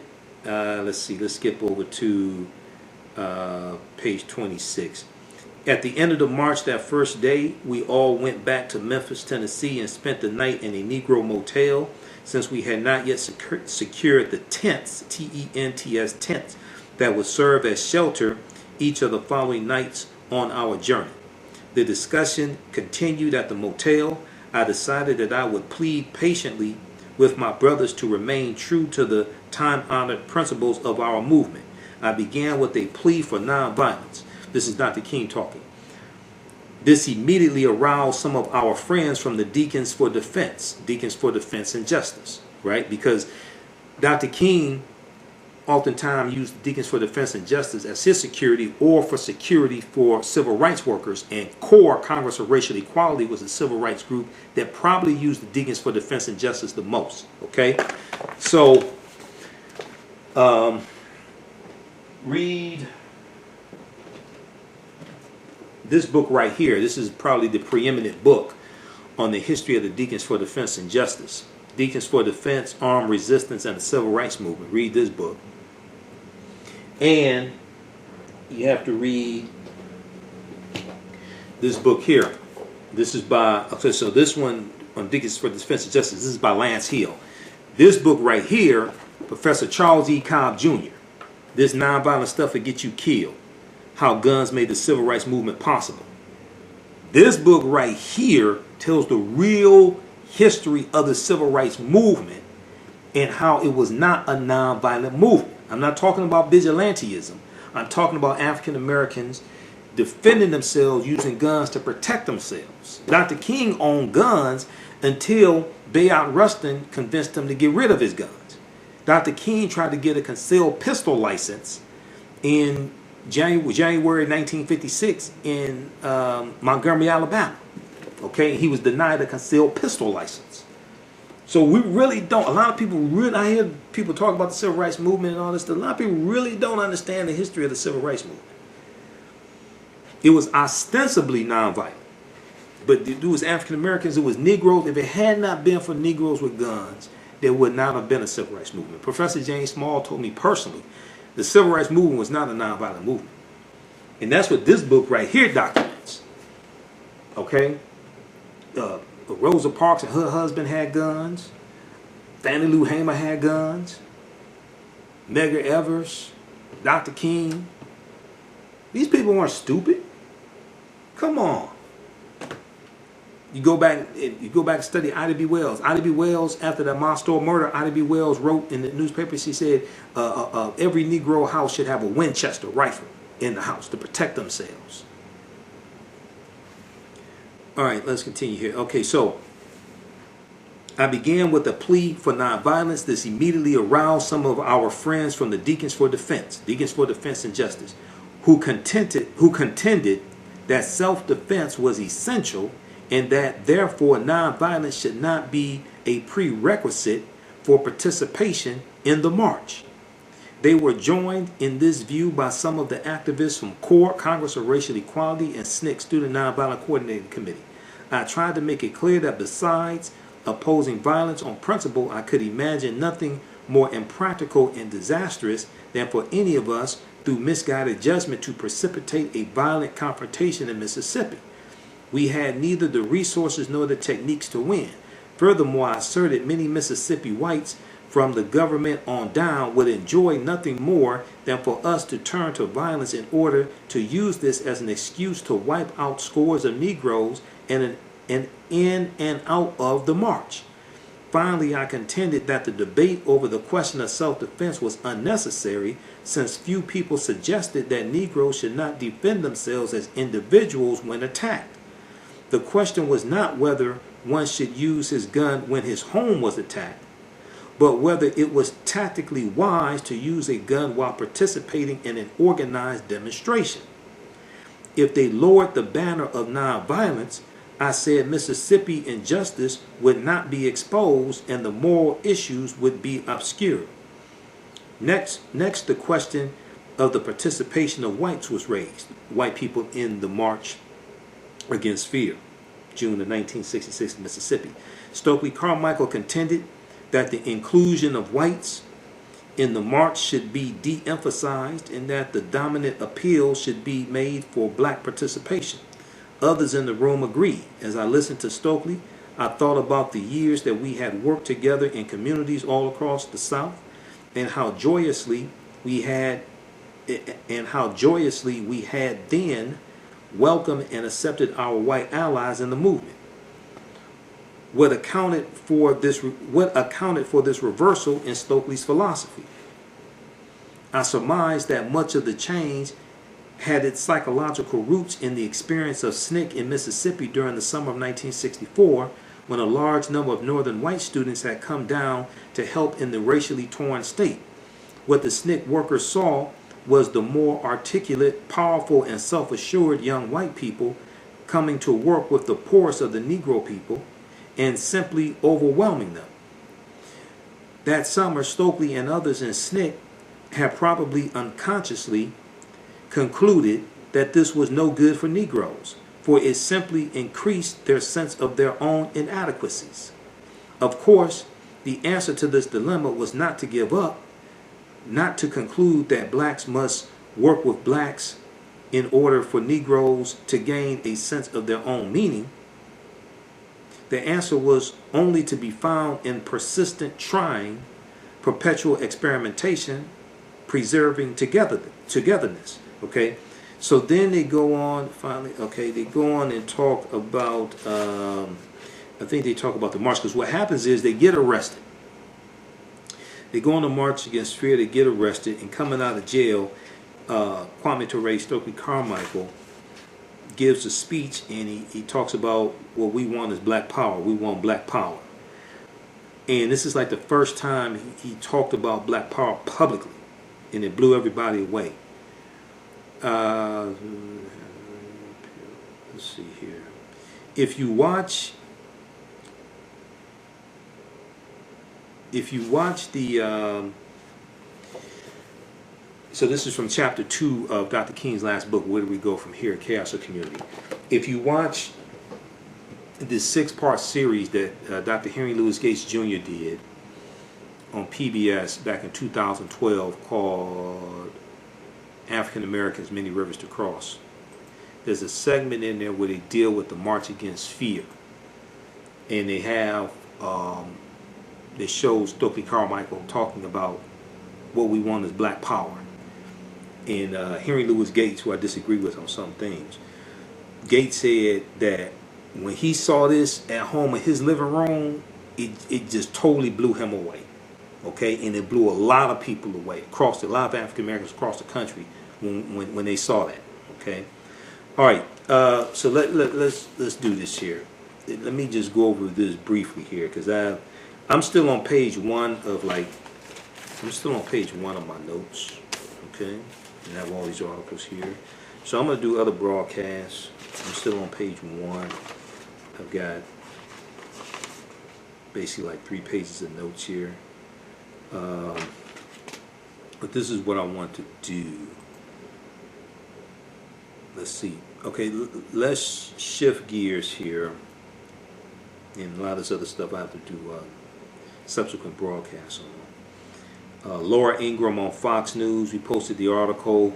Laura Ingraham said that Donald Trump understands police brutality because of the way that he was treated by the FBI. She said to the African American community, go read that article I posted from rawstory.com. Laura Ingraham on Fox News, this idiot, she said to the African American community, Donald Trump understands how you feel about police brutality because of the way he was treated by the FBI with the Mueller investigation. All right. Go to JoeBiden.com, read Joe Biden's policies for the African American community. Part 3, I printed it out, it's 23 pages. Part 3 deals with make far-reaching investments in ending health disparities by race. Okay? And I'm going to deal with just a couple things here. So they talk about COVID-19, some of the bullet points: ensuring access to health care during this crisis, ensure access to affordable, high-quality health care beyond the crisis, reducing the uninsured rate for African Americans by creating a public option health plan. Nationally, 11% of non-elderly African Americans are uninsured compared to 8% of whites. This disparity is far greater in states with Republican governors who have not expanded Medicaid. Each one of these bullet points, there's a deeper explanation. Okay, I don't have time to get into all this. Reducing the uninsured rate for African Americans by creating a public option health plan, improving care for patients with chronic conditions, lowering costs for African Americans enrolled in Obamacare plans, lowering drug prices, reducing our unacceptably high African American maternal mortality rate. African American women are 2.5 times more likely to die from pregnancy complications than non-Hispanic white women. expanding access to reproductive health care, including contraception, and protecting the Constitution. Doubling the nation's investment in community health centers, expanding access to mental health care, tackling social detriments of health. Then another main heading, invest in the diverse talent of historically black colleges and universities and minority-serving institutions to solve the country's most pressing problems, including health disparities. As part of Biden's more than $70 billion investment in HBCUs and MSIs. MSIs are minority-serving institutions. He will invest $10 billion to create at least 200 new centers of excellence that serve as research incubators and connect students underrepresented in fields critical to our nation's future to learning and career opportunities. So there's more to that. Read the rest of that. Then they talk about build a diverse pipeline of healthcare professionals by investing in healthcare graduate programs at HBCUs and MSIs, minority-serving institutions. As part of Biden's more than $70 billion investment in HBCUs and MSIs, he will invest $5 billion in graduate programs in healthcare, along with teaching and STEM at HBCUs and MSIs. Okay, go read through this, and then we have the article from. If you read the article from Black Press USA, Joe Biden's plan for empowering Black America. Joe Biden's plan for empowering Black America, May 5th, 2020. BlackPressUSA.com. We'll post the link here, and it lays out the bullets, the 6 bullet points, 6 main parts of Joe Biden's plan for Black America.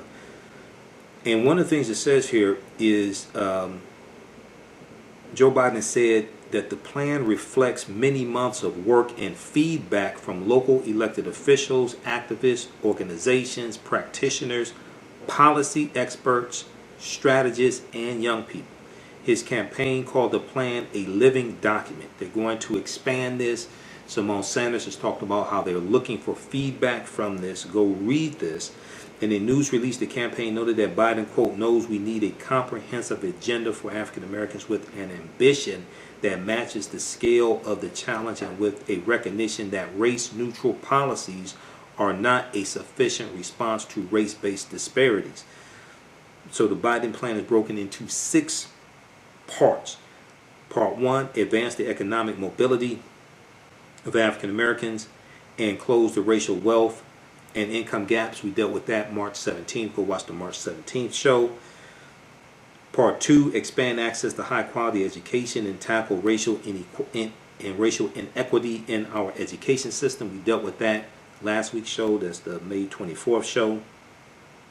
Third part, make far-reaching investments in ending health disparities by race. That's what I highlighted just now. Fourth part, strengthen America's commitment to justice. That deals with criminal justice reform. We'll deal with that next week. Fifth part, make the right to vote and the right to equal protection real for African Americans. We'll deal with that in the subsequent week. And then the last part, address environmental justice. Environmental justice is huge. Okay. Okay, so read this also from Black Press USA, and then at the end of this article, it has the link to Joe Biden's plan, his policies for the African American community. Read that, but then also read his entire policy platform. I've read his entire policy platform because I did the broadcast March 10th that looked at a comparison between the Democratic candidates and their policies for the African American community. And I looked at the comparison that the Root.com did based upon their policy matrix that they put together, their 10-point policy matrix. Then I did another broadcast April 26th after Biden became the presumptive nominee, and he was endorsed by Bernie Sanders and Elizabeth Warren and President Barack Obama, things like that. And he had expanded his policy platform, and he added highlights to an upcoming black agenda, specific agenda for African Americans. So he first put the highlights on his website.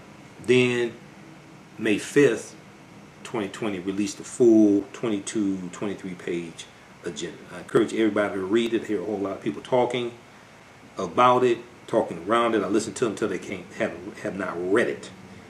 It's very deep in general. It's very detailed, and this is a living document, so they're going to expand it as well. Usually with campaigns, as the campaign progresses, they expand their agendas, because I go to their websites and read them. Okay. All right, so hey, if you like this type of information, you can donate to the African History Network, $ the AHN Show through Cash App, $ the AHN Show through Cash App, or through PayPal, paypal.me/the AHN Show, paypal.me/the AHN Show. Thanks, Abba, for your donation. Appreciate that, Sister Abba.